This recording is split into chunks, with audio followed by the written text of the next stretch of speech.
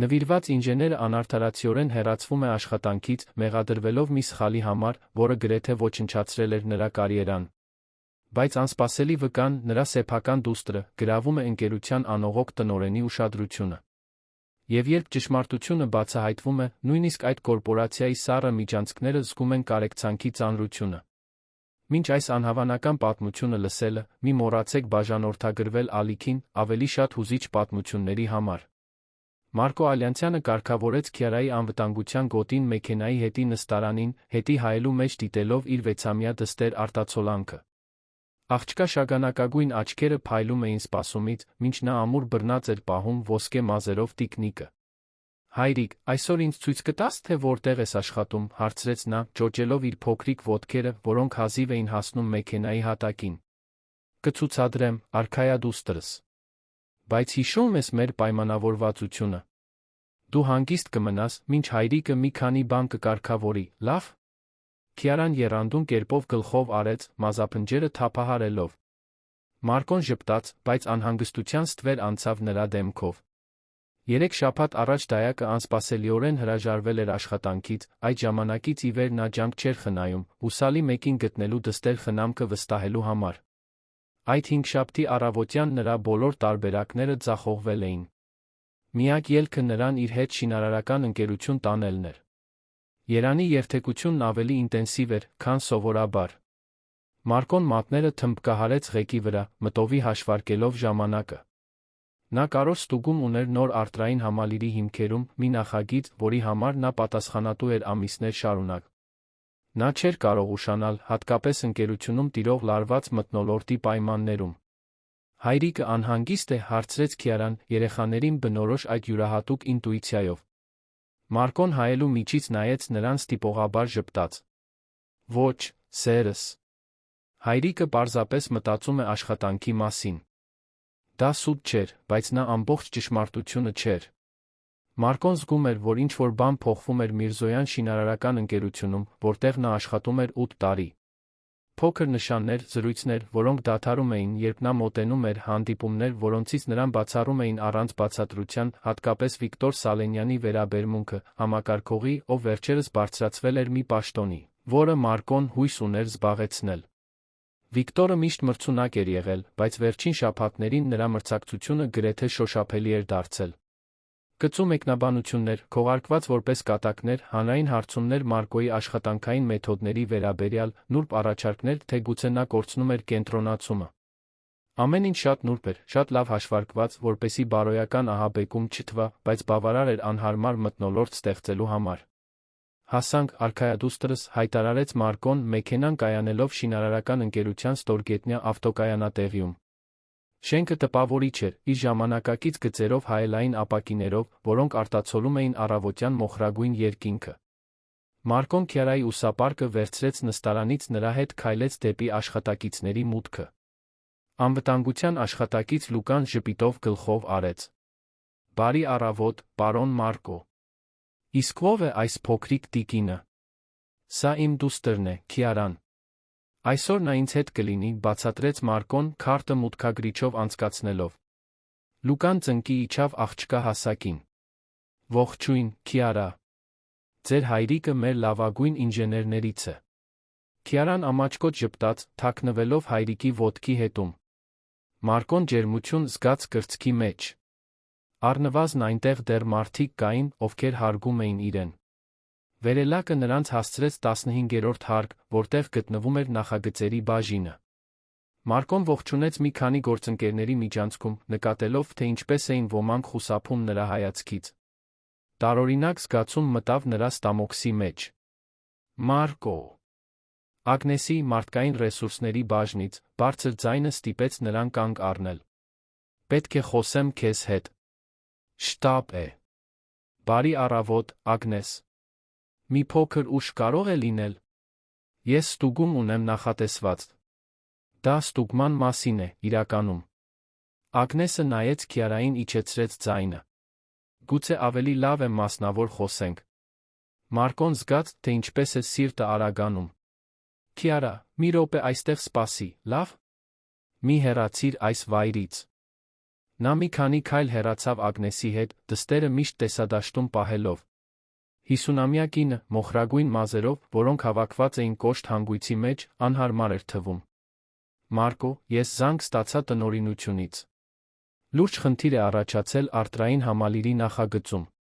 Կառուցվածքային հաշվարկներում սխալ, որը կարող է վտանգել ամբողջ հիմքը։ Ինչպես է դա հնարավոր։ Մարկոն զգաց, թե աշխարհն ինչպես է պտտվում։ Անհնար է։ Ես 3 անգամ վերանայել եմ բոլոր հաշվարկները։ Ես ունեմ ֆայլերը պահպանված ամսաթվով, ժամովը։ Համակարգը ցույց է տալիս, որ փոփոխություններն արվել են ձեր աշխատատեղում, ձեր մուտքանունով 3 երեկոյան։ Ագնեսը խուսափեց նրա աչքերին նայելուց։ Մարկո, սա շատ լուրջ է։ Վնասը կարող է հասնել միլիոնների։ Ագնես, ես 3 երեկոյան նույնիսկ այստեղ չէի։ Ես տանն էի Քիարայի հետ, մենք առօրյա ունենք։ Նա 7-ին ընթրում է, 8-ին լողանում, 9-ին քնում։ Ցանկացած հարան կարող է հաստատել։ Ես գիտեմ, որ դժվար է ընդունել, բայց գրանցումները հստակ են։ Ձեր գաղտնաբառը, ձեր աշխատատեղը։ Ագնեսը հոգոց հանեց։ Տնօրինությունն արդեն որոշում է կայացրել։ Ձեր աշխատանքից ազատումը, արդարացված պատճառով, արդեն մշակվել է։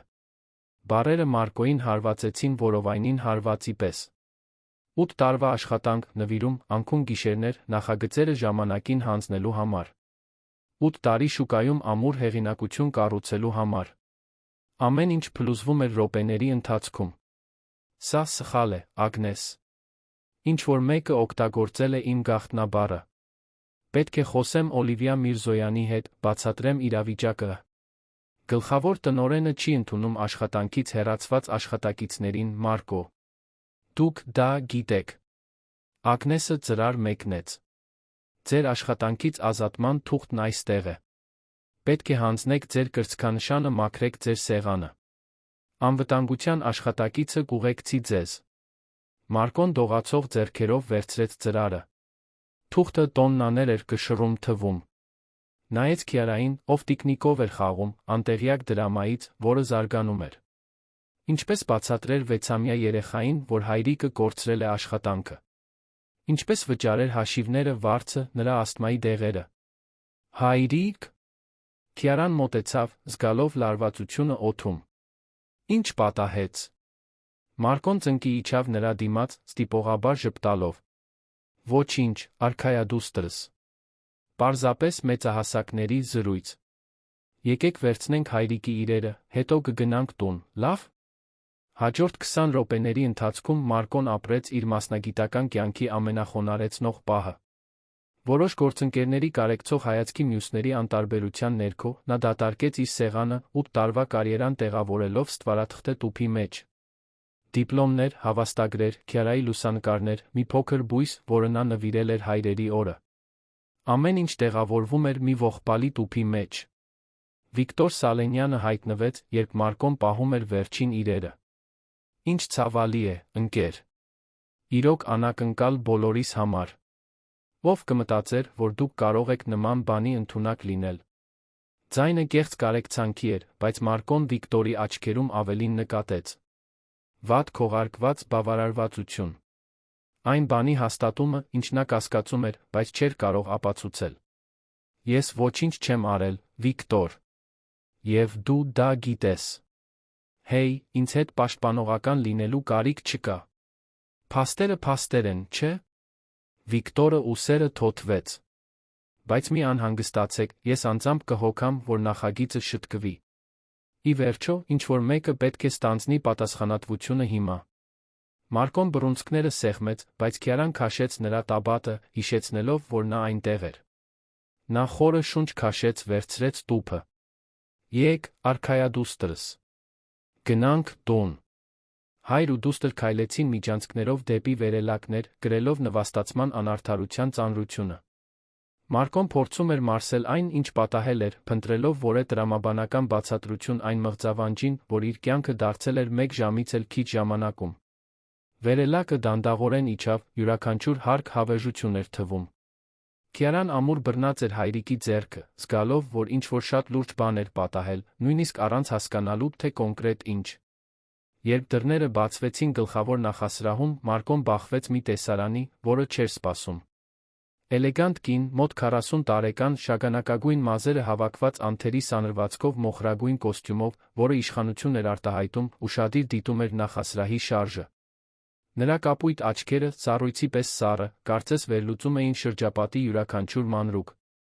Օլիվիա Միրզոյանը, շինարարական ընկերության գլխավոր տնօրենը։ Կինը, ով կայսրություն էր կառուցել շինարարության ոլորտում, երկաթյա կամքի որոշումների միջոցով, որոնք շատերը անողոք էին համարում։ Մարկոն երբեք ուղղակի կապ չէր ունեցել նրա հետ, բայց նրա հեղինակությունը նախորդում էր նրան, արդար, բայց անզիջում, փայլուն, բայց հեռու, հարգված, բայց վախեցող։ Օլիվիան նկատեց Մարկոյին, ով վերելակից դուրս էր գալիս տուփը ձեռքին մի երեխա կողքին։ Ինչ-որ բան փոխվեց նրա արտահայտության մեջ, հետաքրքրության ստվեր անցավ նրա սովորաբար անշարժ դեմքով։ Նա ուշադիր դիտեց տեսարանը, ակնհայտորեն կոտրված տղամարդը, շփոթված աղջիկը, անարդարության ծանրությունը, որը կախված էր օդում, ինչպես մրրկոտ ամպը։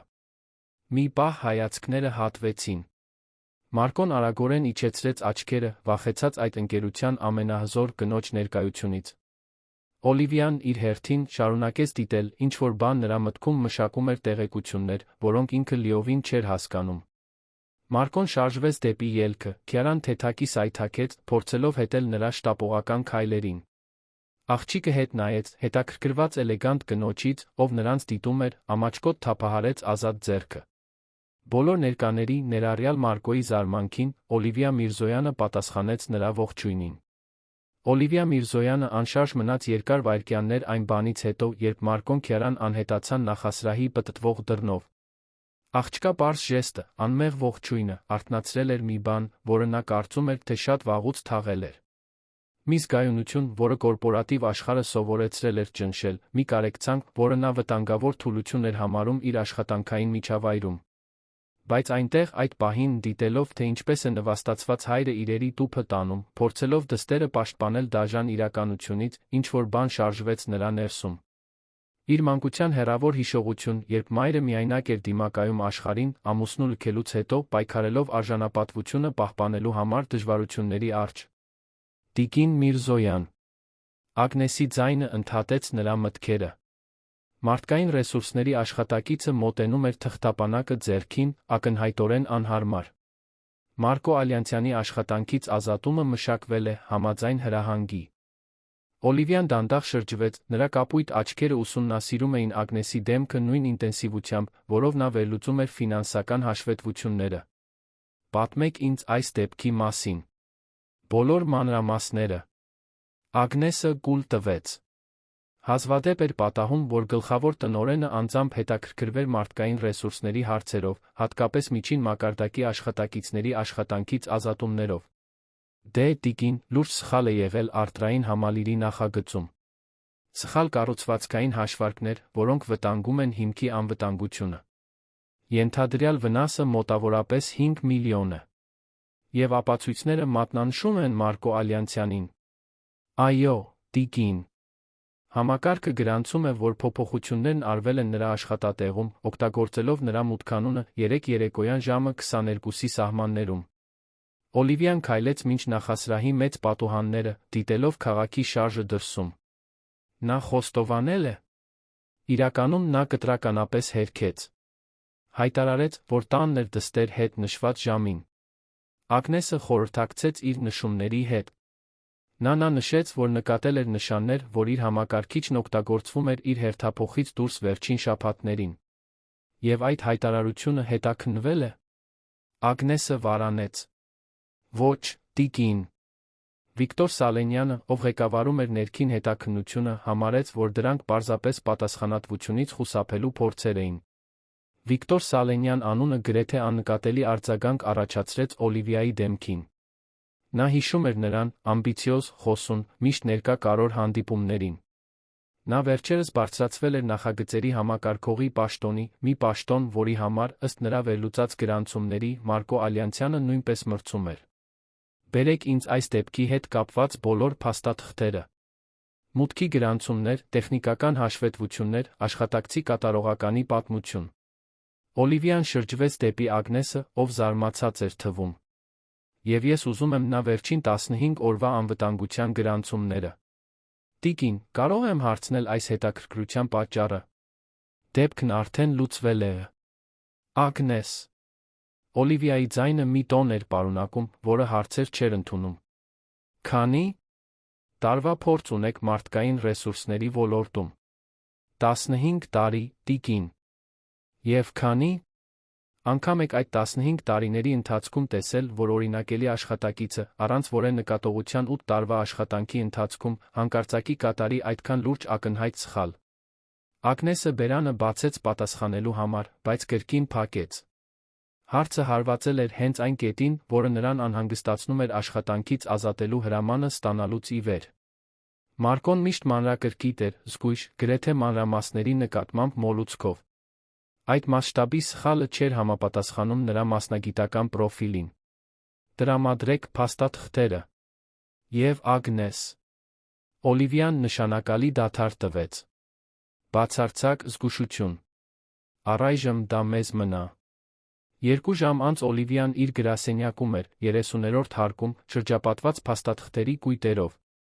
Մարկո Ալյանցյանի մասնագիտական պատմությունը տպավորիչ պատմություն էր պատմում, քաղաքացիական ճարտարագիտության կրթություն Երանի լավագույն համալսարանից, մասնագիտացում կառուցվածքների ոլորտում, բազմաթիվ հաջողված նախագծեր, կատարողականի գնահատականներ միշտ միջինից բարձր։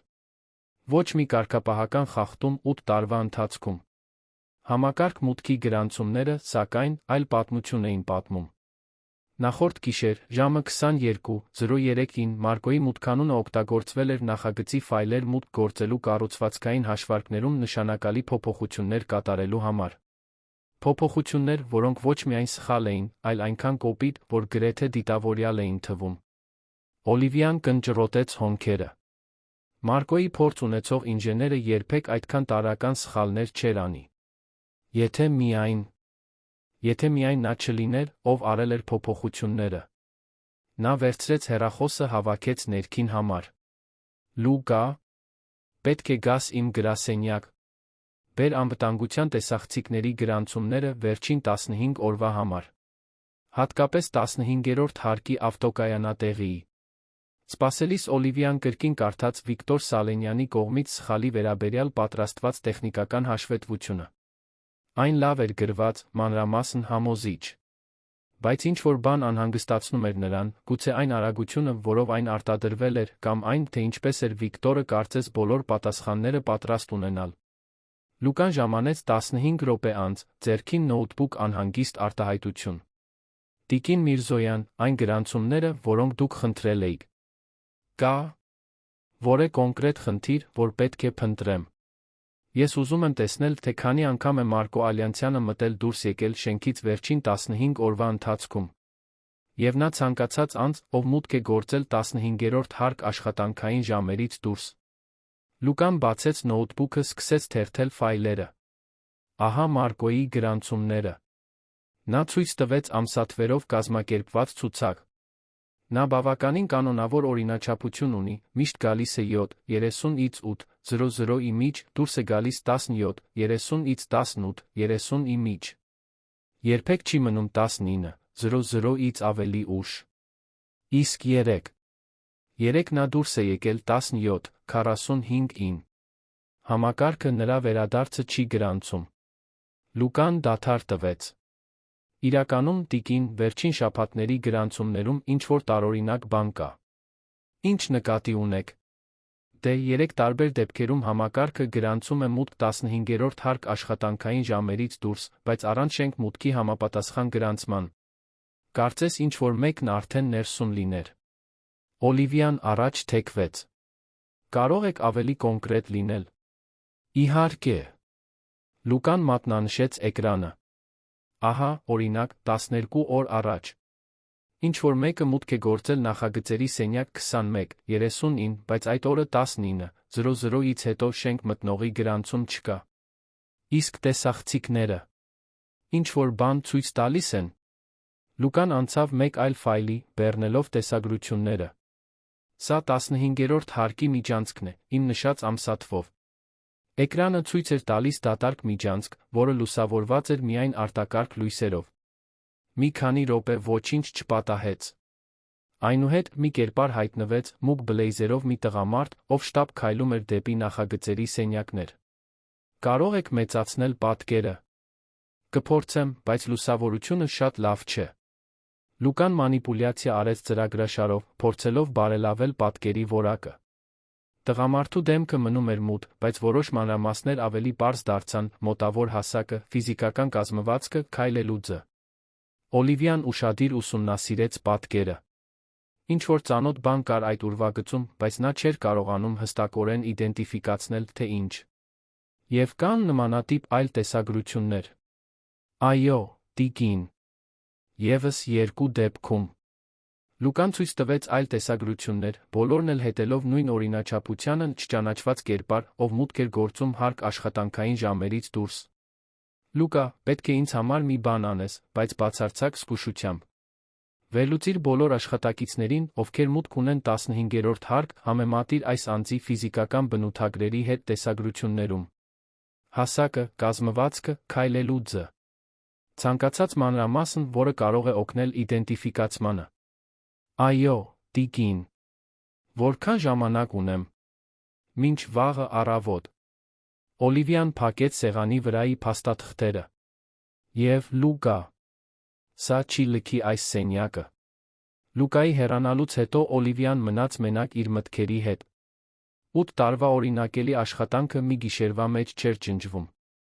Միայնակ հայրը, փոքր դստեր հետ, չէր վտանգի իր կարիերան ֆինանսական կայունությունը այդքան անպատասխանատու կերպով։ Եվ անշուշտ չէր կատարի այդքան կոպիտ սխալներ իր մասնագիտացման ոլորտում։ Նա կրկին վերցրեց հեռախոսը, հավաքեց արտաքին համար։ Դոկտոր Պետրոս։ Ես Օլիվիա Միրզոյանն եմ։ Ինձ անձնական խնդրանք է պետք։ Քաղաքացիական ճարտարագիտության նախագծի անկախ տեխնիկական վերլուծություն։ Այո, կարող եմ ֆայլերն ուղարկել դեռ այսօր։ Շնորհակալություն։ Դոկտոր Պետրոս Կարմինյանը Երանի ամենահարգված ինժեներներից էր, համալսարանի թոշակառու պրոֆեսոր, անկախ խորհրդատու։ Եթե ինչ-որ մեկը կարող էր գործը անաչառորեն վերլուծել, դա նա էր։ Ֆայլերն ուղարկելու համար կազմակերպելիս Օլիվիան մտածեց իր սեփական մոտիվացիայի մասին։ Ինչու՞։ Էր այդքան ջանք թափում մի աշխատակցի համար, ում անձամբ նույնիսկ չէր ճանաչում։ Պատասխանը եկավ հիշողության տեսքով, ինքը 6 տարեկանում, սպասասրահում սպասելիս, մինչ մայրը նվաստացվում էր անարդար պետի կողմից։ Անզորության զգացումը, ակնհայտ անարդարությունը, ճշմարտությանը հոգ տանող մեկի հուսահատ կարիքը։ Գուցե դա էր, ինչն այժմ մղում էր նրան։ Հնարավորությունը լինել այն անձը, որին նա ցանկանում էր, որ հայտնվեր, իր մորը պաշտպանելու այդ հեռավոր օրը։ Հեռախոսը զանգահարեց, ընդհատելով նրա մտորումները։ Տիկին Միրզոյան։ Վիկտոր Սալենյանն է։ Կցանկանայի խոսել արտրային համալիրի նախագծի հաջորդ քայլերի մասին։ Հիմա, երբ ստանձնում եմ ամբողջ պատասխանատվությունը, մի քանի գաղափար ունեմ, թե ինչպես նվազագույնի հասցնել վնասները։ Վիկտորի ինքնավստահ ձայնը հեռախոսի մյուս կողմից տարօրինակ զգացում առաջացրեց Օլիվիայի մոտ։ Շատ ինքնավստահ մեկի համար, ով նոր է ժառանգել խնդրահարույց նախագիծ։ Շատ պատրաստ մի իրավիճակի համար, որը տեսականորեն անսպասելի պետք է լիներ։ Կարող եք հիմա գալ իմ գրասենյակ, Վիկտոր։ Ես մի քանի հարց ունեմ գործի մասին։ Իհարկե, տիկին։ Ես 5 րոպեից այնտեղ կլինեմ։ Օլիվիան անջատեց հեռախոսը, հենվեց բազկաթոռին։ 5 րոպեից նա իր առաջին ուղիղ խոսակցությունը կունենար այն մարդու հետ, ով ղեկավարել էր Մարկո Ալյանցյանի դեմ հետաքննությունը։ Եվ ինչ-որ բան նրան ասում էր, որ այդ խոսակցությունն ավելի շատ բան կբացահայտեր, քան Վիկտորը պատկերացնում էր։ Վիկտոր Սալենյանը կարգավորեց իր փողկապը, նախքան Օլիվիա Միրզոյանի գրասենյակի դուռը թակելը։ Նրա մուգ մազերն անթերի սանրված էին, նրա կեցվածքը ճառագում էր մեկի ինքնավստահությունը, ով կարծում էր, որ վարպետորեն է հարվածել։ 32 տարեկանում նա իր կարիերան կառուցել էր շինարարական ընկերությունում, տեխնիկական կարողությունների քաղաքական հմտությունների համադրությամբ, որին քչերն էին կարող հավասարվել։ Ներս արի, եկավ Օլիվիայի ամուր ձայնը։ Վիկտորը բացեց դուռը, քայլեց դեպի տնօրենի սեղանը, որտեղ նա շարունակում էր նստած լինել, թերթելով որոշ փաստաթղթեր։ Գրասենյակը նրա անհատականության արտացոլանքն էր, էլեգանտ, կազմակերպված, վախեցնող։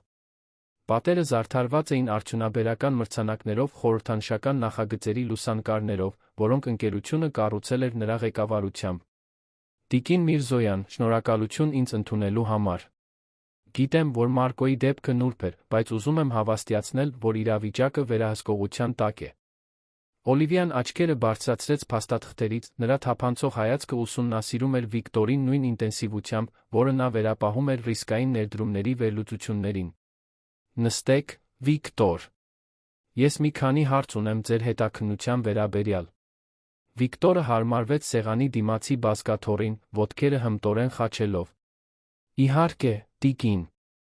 Չնայած ցավալի էր պարզել, որ աշխատակիցը կարող էր վտանգել այս մասշտաբի նախագիծը, փաստերն անվիճելի են։ Բացատրեք ինձ ձեր հետաքննական մեթոդոլոգիան։ Հարցը մի փոքր անակնկալի բերեց Վիկտորին, բայց նա արագորեն ինքն իրեն հավաքեց։ Դե երբ մենք հայտնաբերեցինք սխալը կառուցվածքային հաշվարկներում, իմ առաջին գործողությունը համակարգի գրանցումները ստուգելն էր։ Հենց այդ ժամանակ մենք գտանք մուտքը Մարկոյի մուտքանունով նշված ժամին։ Եվ դուք դիտարկել եք այլ հնարավորություններ։ Օրինակ, մուտքանունների չարտոնված օգտագործումը։ Անկեղծ ասած, տիկին, այդ վարկածն ինձ անհավանական թվաց։ Գաղտնաբառերն անձնական են, անփոխանցելի։ Բացի այդ, Մարկոն վերջին շաբաթներին անկայունության որոշ նշաններ էր ցույց տալիս։ Օլիվիան հոնքը բարձրացրեց։ Անկայունություն։ Ինչ տեսակի անկայունություն։ Վիկտորը կարծես վարանեց վայրկյանի մի մասը, նախքան պատասխանելը։ Դե նա շատ շեղված էր, երբեմն դստերը բերում էր աշխատանքի, գրգռվածություն էր ցույց տալիս, երբ ժամկետների մասին հարցեր էին տալիս։ Գուցե միայնակ հայր լինելու ճնշումն էր ազդում նրա աշխատանքի վրա։ Հետաքրքիր է։ Օլիվիան իր սեղանի վրա բացեց մի թղթապանակ։ Մարդկային ռեսուրսների վերջին 3 տարվա հաշվետվությունների համաձայն Մարկո Ալյանցյանը երբեք բացասական գնահատական չի ստացել։ Նրա նախագծերը միշտ հանձնվել են ժամանակին որակի ակնկալիքներից բարձր։ Դա ինձ համար անկայունություն չի թվում։ Վիկտորը մի փոքր փոխեց դիրքը աթոռին։ Տիկին, ամբողջ հարգանքով, պաշտոնական հաշվետվությունները միշտ չէ, որ արտացոլում են առօրյա իրականությունը։ Որպես համակարգող ես նկատում եմ նրբերանգներ, որոնք կարող են դուրս մնալ պաշտոնական գնահատականներից։ Եվ քանի ժամանակ էր, որ դուք համակարգող էիք, երբ արեցիք այդ դիտարկումները։ Ես բարձրացվել եմ 6 շաբաթ առաջ։ Հենց այդպես։ Օլիվիան թղթապանակը 4 ձայնով փակեց։ 6 շաբաթ, դիտարկելով աշխատակցին, ընդդեմ 8 տարվա օրինակելի պատմության։ Ասացեք ինձ, Վիկտոր, որտեղ էիք դուք 3 երեկոյան ժամը 21:00-ից 23:00-ի միջ։ Զրույցի հանկարծակի ուղղության փոփոխությունը ստիպեց Վիկտորին կուլ տալ։ Ես տանն էի, տիկին։ Ինչու՞։ Եք հարցնում։ Պարզապես ստուգում եմ հետաքննության որոշ մանրամասներ։ Միայնակ եք ապրում։ Այո, տիկին։ Բայց ես չեմ հասկանում կարողությունը։ Կարողությունը, ընդհատեց Օլիվիան, այն է, որ ես իմ սեփական հետաքննությունն եմ իրականացնում այս գործով։ Եվ որոշ անհամապատասխանություններ գրավում են իմ ուշադրությունը։ Վիկտորը առաջ թեքվեց, փորձելով համագործակցություն ցույց տալ, բայց նրա ճակատին քրտինքի կաթիլ հայտնվեց։ Ինչ տեսակի անհամապատասխանություններ։ Գուցե ես կարող եմ օգնել դրանք պարզաբանելու։ Օրինակ, այն փաստը, որ հաշվարկների սխալներն այնքան կոպիտ են, որ դիտավորյալ են թվում։ Մարկոյի նման փորձառու ինժեները երբեք չէր շփոթի չափման միավորները կամ այդքան ակնհայտորեն սխալ անվտանգության գործոններ չէր կիրառի։ Դե, գուցե հենց դրա համար։ Ուզում եմ ասել, երբ ինչ-որ մեկը ճնշման տակ է, կարող է տարրական սխալներ անել։ Կամ, Օլիվիան կրկին ընդհատեց նրան, ինչ-որ մեկը, ով Մարկոն չէր, կարող էր անել այդ փոփոխությունները։ Ինչ-որ մեկը, ով կցանկանար, որ սխալները արագ հայտնաբերվեին։ Հետաց լռությունը լարված էր։ Վիկտորը փորձեց պահպանել հանգստությունը, բայց նրա աչքերը դավաճանեցին նյարդայնության մի շող։ Տիկին Միրզոյան, ես չգիտեմ, թե ուր եք ուզում հասնել, բայց կարող եմ հավաստիացնել, որ իմ հետաքննությունը մանրամասն էր անաչառ։ Ես վստահ եմ, որ այդպես է եղել։ Օլիվիան վեր կացավ, քայլեց դեպի պատուհանը, դիտելով քաղաքը ներքում։ Ասացեք ինձ, Վիկտոր, դուք ճանաչո՞ւմ էիք Մարկոյին մինչ այստեղ աշխատելը։ Ոչ, տիկին։ Մենք ծանոթացանք, երբ ես սկսեցի աշխատել ընկերությունում 3 տարի առաջ։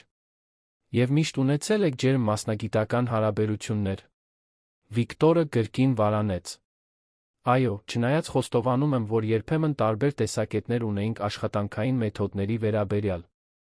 Տարբեր տեսակետներ։ Օլիվիան շրջվեց դեպի նա։ Ինչպես օրինակ համակարգողի պաշտոնի համար մրցակցությունը, որը դուք ստացաք։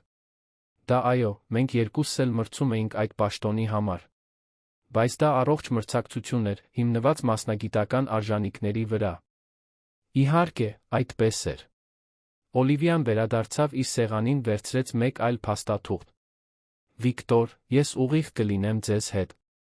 Ես հրամայել եմ այս գործի ամբողջական վերանայում։ Մուտքի գրանցումներ, անվտանգության տեսագրություններ, անկախ տեխնիկական վերլուծություն։ Եթե ինչ-որ բան կա, որ դուք կամենում եք ինձ կամավոր պատմել, հենց հիմա է ժամանակը։ Վիկտորի դեմքը մի փոքր գունատվեց, բայց նա պահպանեց մարտահրավեր նետող կեցվածքը։ Տիկին, ես թաքցնելու բան չունեմ։ Ես արել եմ իմ աշխատանքը, ինչպես պահանջում էր իմ պատասխանատվությունը։ Եթե դուք ուզում եք ռեսուրսներ ծախսել արդեն լուծված գործը վերանայելու վրա, դա ձեր իրավունքն է որպես տնօրեն։ Դա իսկապես իմ իրավունքն է։ Օլիվիան կրկին նստեց, աչքերը ոչ մի վայրկյան չհեռացնելով Վիկտորի դեմքից։ Եվ ես տպավորություն ունեմ, որ այս վերանայումը շատ պարզաբանող կլինի։ Կարող եք հեռանալ, Վիկտոր։ Եվ մնացեք հասանելի։ Գուցե շուտով ավելի շատ հարցեր ունենամ։ Վիկտորը վեր կացավ, փորձելով անփույթ թվալ, բայց նրա շտապողականությունը գրասենյակից դուրս գալու համար չանցավ Օլիվիայի ուշադրությունից։ Իհարկե, տիկին։ Ես հասանելի կլինեմ։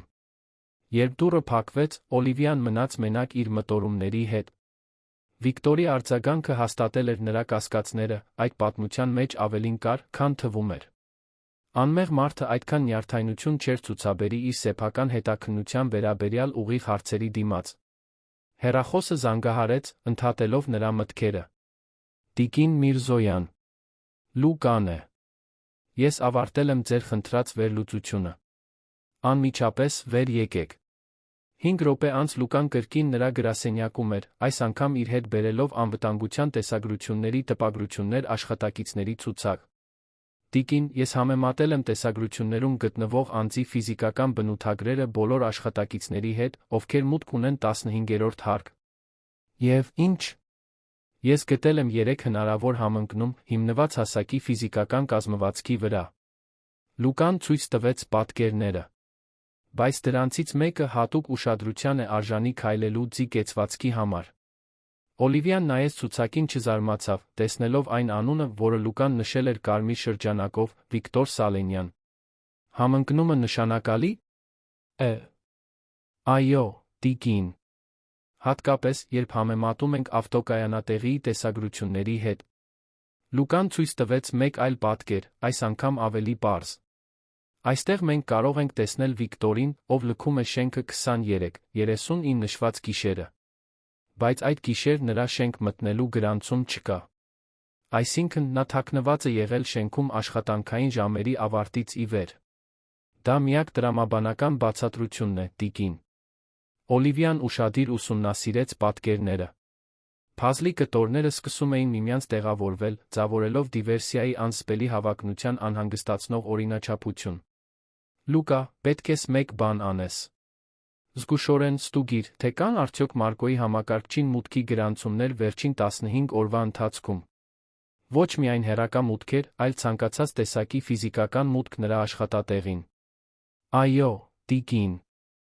Ուրիշ բան։ Այո։ Գտեք Մարկո Ալյանցյանին։ Պետք է անձամբ խոսեմ նրա հետ։ Լուկան զարմացած թվաց։ Տիկին, նա աշխատանքից ազատվել է։ Ես թույլտվություն չունեմ։ Դուք իմ թույլտվությունն ունեք։ Գտեք նրան, ասացեք, որ գլխավոր տնօրենը կցանկանար խոսել նրա հետ։ Մի նշեք պատճառները, պարզապես ասացեք, որ կարոր է։ Լուկայի հեռանալուց հետո Օլիվիան հենվեց բազկաթոռին, վերցրեց հեռախոսը։ Նա կարոր զանգ պետք է աներ։ Դոկտոր Պետրոս։ Արդեն ժամանակ ունեցել եք վերլուծելու իմ ուղարկած ֆայլերը։ Նա ուշադիր լսեց խորհրդատուի պատասխանը։ Հասկանալի է։ Այո, սա հաստատում է իմ կասկածները։ Շնորհակալություն, դոկտոր։ Դոկտոր Պետրոսը հաստատել էր այն, ինչ Օլիվիան արդեն կասկածում էր, հաշվարկների սխալներն այնքան կոպիտ ակնհայտ էին, որ դրանք կարող էին արվել միայն դիտավորյալ կերպով մեկի կողմից, ով ցանկանում էր նախագիծը դիվերսիա անել հայտնաբերելի ձով։ Ոչ մի իրավասու ինժեներ պատահաբար այդ սխալները չէր անի։ Օլիվիան նայեց պատուհանից, դիտելով քաղաքի շարժը։ Ինչ-որ տեղ դրսում Մարկո Ալյանցյանը փորձում էր վերակառուցել իր կյանքը մի անարդարությունից հետո, որը կարող էր ընդմիշտ ոչնչացնել նրա կարիերան։ Եվ այստեղ, շենքի ներսում, իսկական մեղավորը շարունակում էր աշխատել, հավատալով, որ կատարել էր կատարյալ հանցագործություն։ Բայց Վիկտոր Սալենյանը թերագնահատել էր մի բան, մի կնոջ վճռականությունը, ով գիտեր անարդարությունը ճանաչել, երբ այն տեսնում էր։ Եվ ով չէր հանգստանա, մինչ ճշմարտությունը չվերականգնվեր։ Խաղը նոր էր սկսվում, Օլիվիան հստակ մտադրություն ուներ հաղթելու։ Մարկոն փոքր բնակարանում էր, որը կիսում էր Քիարայի հետ, փորձելով հասկանալ, թե ինչպես բացատրել 6-ամյա երեխային, որ պետք է կտրուկ կրճատել ծախսերը, երբ հեռախոսը զանգահարեց։ Նա առավոտն անցկացրել էր ինքնակենսագրականներ ուղարկելով, ոլորտի կապերին զանգահարելով, բայց դռները կարծես մեկը մյուսի հետից փակվում էին։ Նրա աշխատանքից ազատվելու լուրը արդարացված պատճառով արդեն տարածվել էր շինարարության շուկայում։ Ալո, պատասխանեց նա հոգնած ձայնով։ Մարկո Ալյանցյան։ Սա Լուկան է, Միրզոյան շինարարական ընկերության անվտանգությունից։ Գլխավոր տնօրենը կցանկանար խոսել ձեզ հետ։ Հնարավոր է այսօր կեսօրին գալ այստեղ։ Մարկոն զգաց, թե ինչպես է ստամոքսը շուռ գալիս։ Լուկա, դուք գիտեք, որ ես 3 աշխատանքից ազատվել եմ, չէ՞։ Ես այլս կապ չունեմ ընկերության հետ։ Գիտեմ, պարոն։ Բայց սրանք տիկին Օլիվիա Միրզոյանի անմիջական հրամաններն են։ Նա ասաց, որ շատ կարևոր է։ Մարկոյի միտքն արագացավ։ Ինչու՞։ Էր գլխավոր տնօրենը ուզում խոսել աշխատանքից հեռացված աշխատակցի հետ։ Արդյոք դա իրավական գործընթացների համար էր։ Ապահովելու համար, որ նա հրապարակայնորեն վատ չխոսի ընկերության մասին։ Կամ հնարավոր էր, որ նա ինչ-որ բան էր հայտնաբերել։ Ինչ ժամի։ Ժամը 15-ին, եթե հնարավոր է։ Մարկոն նայեց Քիարային, ով նստած էր սենյակի հատակին, գունավոր մատիտներով ինչ-որ թուղթ նկարելով։ Նա առավոտյան հարցրել էր, թե ինչու է նա չի գնացել աշխատանքի, նա արդարացում էր հորինել արտաքին հանդիպումների մասին։ Ինչպես նրան կրկին տանել շինարարական ընկերություն։ Եվ ինչպես բացատրել, եթե նա հարցներ պատին հենած իրերի տուփի մասին։ Լուկա, հնարավոր է, որ ես իմ դստերը բերեմ։ Ես չունեմ մեկին, ում հետ նրան թողնեմ։ Կարծում եմ, այո, պարոն։ Տիկին Միրզոյանը ոչինչ չի նշել այդ մասին։ 2 ժամ անց Մարկոն կրկին քայլում էր Միրզոյան շինարարական ընկերության միջանցքներով, այս անգամ անհանգստության հույսի մի շողով, որը չէր կարողանում լիովին ճնշել։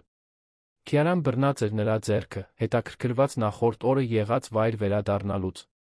Հայրիկ, գնանք վերցնենք քո իրերը, որոնք երեկ մոռացել էինք, անմեղորեն հարցրեց նա։ Չգիտեմ, արքայադուստրս։ Տեսնենք, թե ինչ է ուզում խոսել կարոր տիկինը հայրիկի հետ։ Լուկան նրանց դիմավորեց նախասրահում մի ժպիտով, որը անկեղծորեն բարեհամբույր թվաց։ Բարի կեսօր, պարոն Մարկո։ Տիկին Քիարա, նա չափազանցված խոնարհվեց աղջկա առաջ, ով ծիծաղեց։ Տիկին Միրզոյանը ձեզ է սպասում 30-րդ հարկում։ Վերելակը դանդաղորեն բարձրացավ, յուրաքանչյուր հարկ մեծացնելով Մարկոյի կրծքի լարվածությունը։ Նա փորձում էր պատկերացնել այդ հանդիպման բոլոր հնարավոր սցենարները, բայց դրանցից ոչ մեկը լիովին հավանական չէր թվում։ Գլխավոր տնօրենը պարզապես ժամանակ չէր վատնի աշխատանքից հեռացված աշխատակիցների հետ, եթե շատ կոնկրետ պատճառ չլիներ։ Դռները բացվեցին, բացահայտելով էլեգանտ միջանցք, որը Մարկոն երբեք չէր տեսել։ Մոխրագույն գորգ, ժամանակակից արվեստի գործերով պատեր, իշխանության նրբագեղության մթնոլորտ, որը կտրուկ հակադրվում էր այն հարկերին, որտեղ նա սովորաբար աշխատում էր։ Այստեղով Լուկան նրանց առաջնորդեց դեպի մուգ փայտե դուռը, ոսկեդրոշմված ցուցանակով, Օլիվիա Միրզոյան, գլխավոր տնօրեն։ Մարկոն խորը շունչ քաշեց, նախքան Լուկան դուռը թակելը։ Ներս արի։ Գրասենյակն ավելի տպավորիչ էր, քան Մարկոն պատկերացրել էր։ Օլիվիա Միրզոյանը կանգնած էր մեծ սեղանի հետում, ուսումնասիրելով որոշ փաստաթղթեր։ Երբ նա բարձրացրեց աչքերը, Մարկոն զարմացավ նրա հայացքի ինտենսիվությունից, թափանցող, բայց ոչ թշնամական, ինչպես նա սպասում էր։ Պարոն Ալյանցյան, շնորհակալություն գալու համար։ Օլիվիան շրջանցեց սեղանը, մոտեցավ։ Եվ սա պետք է լինի Քիարան։ Աղջիկը մասամբ թաքնվեց հայրիկի ոտքի հետում, բայց ամաչկոտ թափահարեց։ Օլիվիան ծնկի իջավ մինչ նրա հասակին հավասարվելը։ Քիարա, հիշում ես ինձ։ Մենք երեք տեսանք միմյանց նախասրահում։ Դուք էլեգանտ տիկինն եք, ով ինձ ձեռքով արեց, շշնջաց Քիարան։ Հենց այդպես։ Դու նկարում ես, Քիարա։ Աղջիկը եռանդուն կերպով գլխով արեց։ Ես սիրում եմ նկարել։ Ես ծաղիկներ, տներ, մարդիկ եմ նկարում։ Ինչ հրաշալի է։ Գիտես, թե ինչ ունենք այստեղ։ Օլիվիան քայլեց դեպի կողմնակի սեղանը, վերցրեց մի թուղթ ու մի քանի գունավոր մատիտ։ Մի հատուկ անկյուն նկարելու համար, մինչ ես կխոսեմ քո հայրիկի հետ։ Կարող ես մնալ այստեղ, մեր կողքին։ Մարկոն զարմանքով դիտում էր փոխազդեցությունը։ Կինը, ով հայտնի էր իր գործարար սառնությամբ, անկեղծ քնքշություն էր ցուցաբերում իր դստեր նկատմամբ։ Նրա ժեստերում ինչ-որ մայրական բան կար, մի նրբություն, որը հակադրվում էր նրա հեղինակությանը։ Պարոն Ալյանցյան, խնդրում եմ, նստեք։ Օլիվիան բազկաթոռ ցույց տվեց։ Ես մի քանի կարևոր հարց ունեմ երեկվա իրադարձությունների վերաբերյալ։ Մարկոն նստեց, դեռ փորձելով հասկանալ տնօրենի մտադրությունները։ Տիկին Միրզոյան, եթե դա իրավական գործընթացների կամ գաղտնիության համաձայնագրերի մասին է, պետք է ասեմ, որ ես ներկայումս իրավաբան վարձելու հնարավորություն չունեմ։ Դա դրա մասին չէ։ Օլիվիան նստեց նրա դիմաց, իր կեցվածքը պաշտոնական, բայց ոչ ագրեսիվ։ Դա ճշմարտության մասին է։ Ես ուզում եմ, որ դուք ինձ պատմեք, ձեր սեփական խոսքերով, թե իրականում ինչ է պատահել։ Ես արդեն ասել եմ Ագնեսին տեխնիկական բաժնին։ Ես չեմ ուզում իմանալ, թե ինչ եք նրանց ասել։ Ես ուզում եմ իմանալ, թե ինչ եք ինձ ասում հիմա։ Բոլոր մանրամասները երեք առավոտյան աշխատանքի գալուց ի վեր։ Մարկոն նայեց Քիարային, ով կենտրոնացած էր իր նկարի վրա, հետո նորից Օլիվիային։ Նրա ձայնի մեջ ինչ-որ բան կար, որը խրախուսում էր նրան վստահել։ Գուցե դա հուսահատություն էր, կամ գուցե ինտուիցիա, որ վերջապես ինչ-որ մեկը պատրաստ էր լսելու նրա պատմությունը։ Ես աշխատանքի եկա մոտավորապես 7:45-ին։ Ստիպված էի բերել Քիարային, քանի որ դայակս առանց նախազգուշացման հրաժարվել էր աշխատանքից, ես այդ օրը չկարողացա մեկին գտնել նրան խնամելու համար։ Մարկոն դադար տվեց, դիտելով Օլիվիայի արձագանքը։ Գիտեմ, որ արձանագրություն չէ երեխաներին աշխատանքի բերելը, բայց դա բացառիկ իրավիճակ էր։ Շարունակեք։ Ես Քիարային տեղավորեցի ստորգետնյա տեխնիկական սենյակում, դա անվտանգ հարմարավետ վայր է, որտեղ նա կարող էր հանգստանալ։ Ես կարճ ստուգում ունեի արտրային համալիրի հիմքերում, նախատեսված 9 ժամին։ Եվ դուք ամբողջ առավոտ եղել եք ստորգետնյա հարկում։ 8:30-ից մինչ 11:45։ Հետո ճաշեցի, վերադարձա, տեխնիկական հաշվետվությունները ավարտելու։ Աշխատանքից դուրս եկա 17:45-ին, ինչպես միշտ։ Օլիվիան որոշ նշումներ արեց։ Երեք որե պահի մուտք եք գործել կառուցվածքային հաշվարկների համակարգ։ Ոչ։ Իմ երեկվա աշխատանքը զուտ տեսողական ստուգում չափումներ էին։ Ես կարիք չունեի հաշվարկներում փոփոխություններ կատարելու։ Պարոն Ալյանցյան, դուք երեք նշեցիք, որ նկատել եք, որ ձեր համակարգիչն օգտագործվում էր ձեր հերթափոխից դուրս։ Կարող եք դա մանրամասնել։ Մարկոն առաջ թեքվեց, զգալով, որ վերջապես ինչ-որ մեկը լուրջ է վերաբերվում իր մտահոգություններին։ Վերջին 3 շաբաթվա ընթացքում ես մի քանի անգամ եկել եմ աշխատանքի գտել փոքր նշաններ, որ իմ տերմինալն օգտագործվել է։ Աթոռը կարգավորված է իմ թողածից տարբեր բարձրությամբ, բաց ֆայլեր, որոնք ես վստահ էի, որ փակել եմ, նույնիսկ մոնիտորի դիրքը փոխված։ Դուք հայտնել եք այդ մասին։ Փորձեցի։ Նշեցի Վիկտոր Սալենյանին, ով պատասխանատու համակարգողն էր ոլորտի համար, բայց նա ասաց, որ ես պետք է բաներ եմ պատկերացնում։ Առաջարկեց, որ գուցե ես ինքս եմ շոշափում մոռանում։ Ինչպես էիք պահում ձեր գաղտնաբառը։ Միշտ անգիր եմ արել։ Երբեք ոչ մի տեղ չեմ գրել։ Բայց… Մարկոն վարանեց։ Բայց ի՞նչ։ Դե մի քանի շաբաթ առաջ Վիկտորը խնդրեց օգտագործել իմ համակարգիչը, քանի որ իրին տեխնիկական խնդիրներ ուներ։ ասաց, որ պարզապես պետք է արագ մուտք գործեր մի ֆայլ։ Ես ճաշի էի գնում, թույլ տվեցի նրան օգտագործել։ Օլիվիան ավելի շատ նշումներ արեց։ Եվ որե պահի նա կարող էր տեսնել, թե ինչպես եք մուտքագրում ձեր գաղտնաբառը։ Հնարավոր է։ Մենք մոտ ենք աշխատել 3 տարի։ Հանդիպումների, շնորհանդեսների ժամանակ միշտ լինում են պահեր, երբ մարդիկ դիտում են ուրիշներին, ովքեր օգտագործում են իրենց համակարգիչները։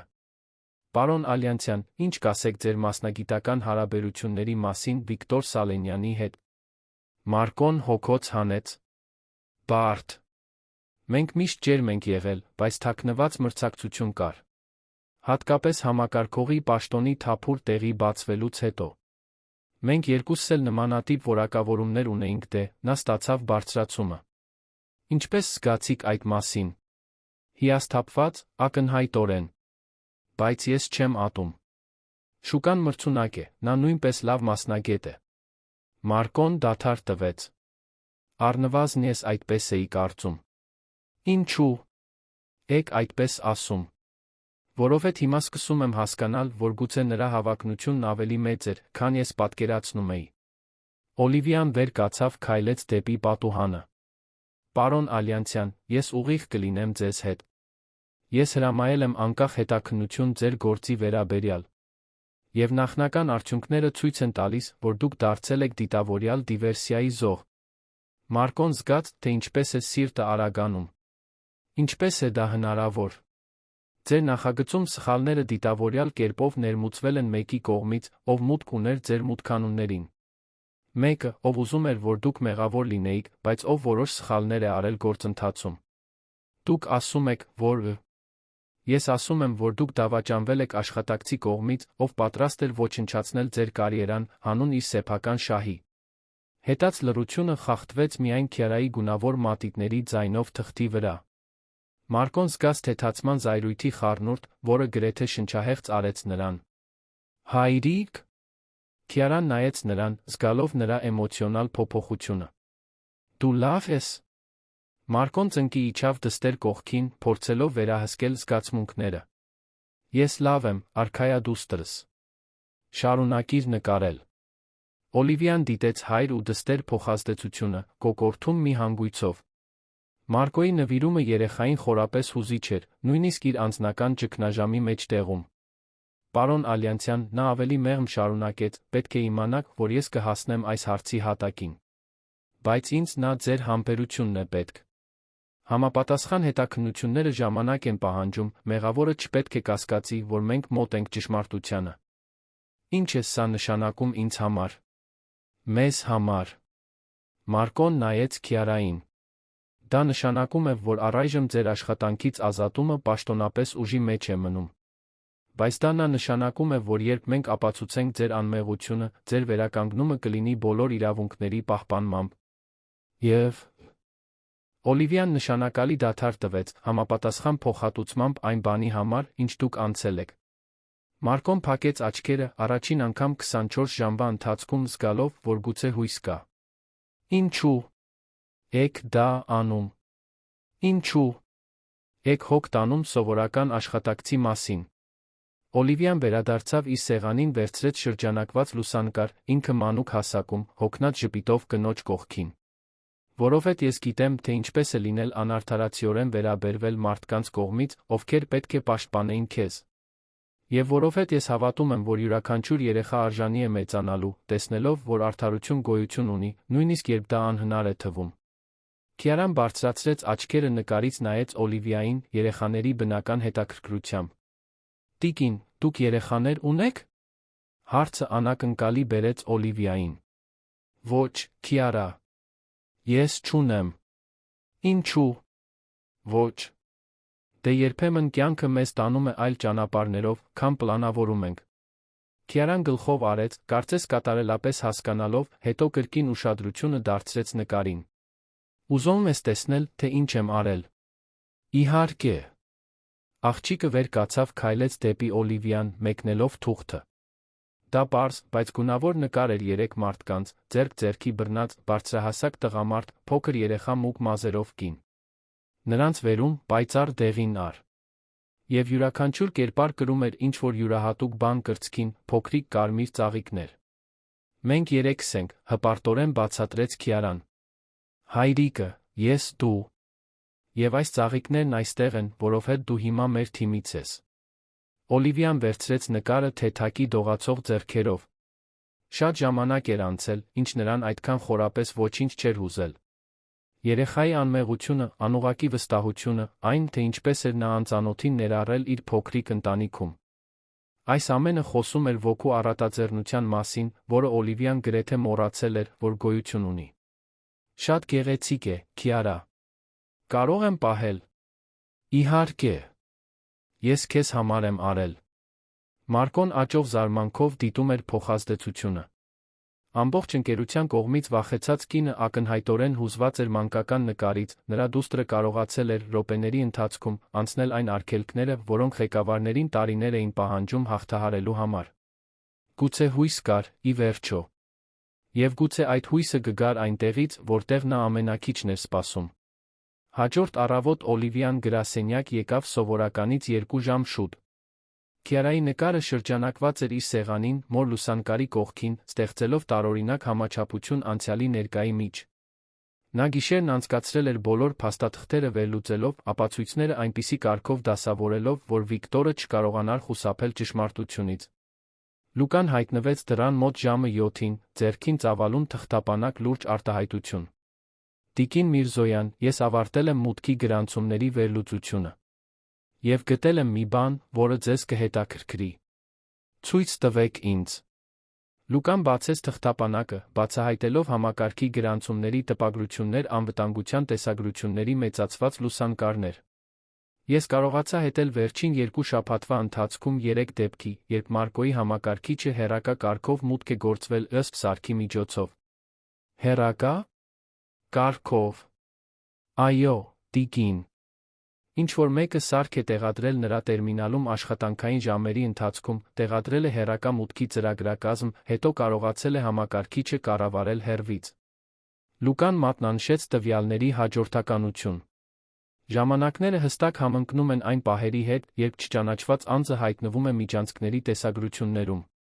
Օլիվիան ուշադիր ուսումնասիրեց փաստաթղթերը։ Եվ դուք կարողացաք իդենտիֆիկացնել, թե երբ է սարքը տեղադրվել։ Այո։ Դա եղել է ուղիղ 15 օր առաջ, ժամը 12:39։ Ճաշի ժամ, երբ աշխատակիցների մեծ մասը իրենց սեղանների մոտ չէ։ Եվ 15-րդ հարկի տեսախցիկները որը բան ցույց տալիս են այդ ժամին։ Լուկան գոհ ժպտաց։ Ցույց են տալիս Վիկտոր Սալենյանին, ով մոտենում է Մարկոյի աշխատատեղին մոտավորապես 3 րոպե մնում այնտեղ, նախքան արագ հեռանալը։ Կատարյալ է։ Օլիվիան հենվեց աթոռին, զգալով, թե ինչպես են փազլի վերջին կտորները միմյանց տեղավորվում։ Իսկ տեխնիկական հաշվետվությունները, որոնք Վիկտորը ներկայացրել էր սխալների մասին։ Ահա, դա նույնպես հետաքրքիր է։ Ես զգուշորեն խոսեցի որոշ ավագ տեխնիկների հետ։ Նրանք նշեցին, որ Վիկտորն արդեն ուներ նախնական հաշվետվություն պատրաստ, նախքան սխալի պաշտոնապես հայտնաբերվելը։ Կարծես նա սպասում էր, որ դա տեղի ունենա։ Օլիվիայի հեռախոսը զանգահարեց։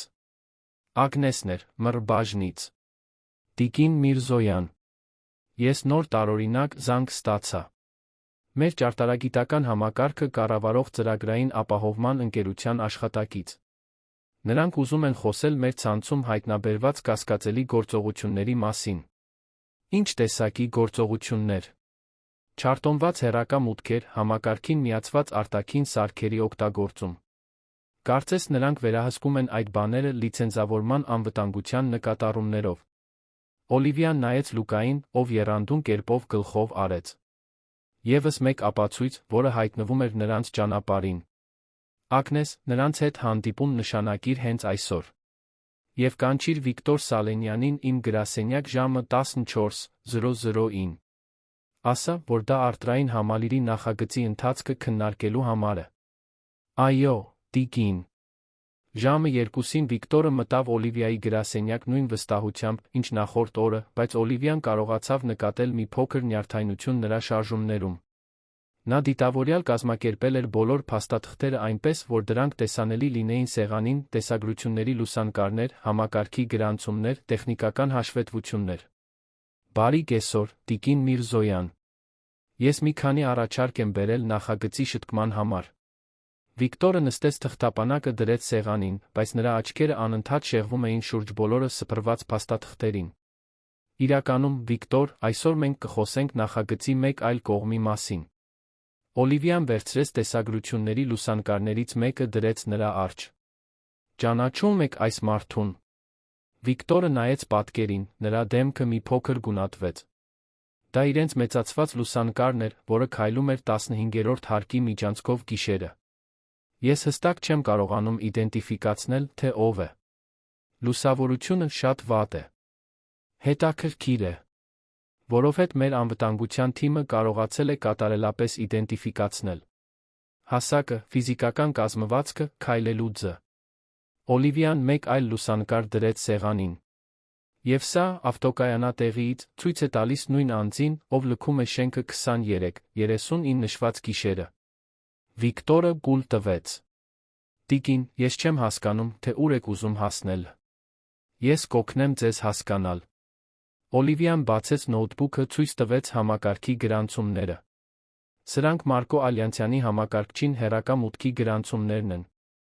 3 տարբեր դեպք վերջին 2 շաբաթվա ընթացքում, միշտ համընկնող ձեր չարտոնված ներկայությանը շենքում աշխատանքային ժամերից հետո։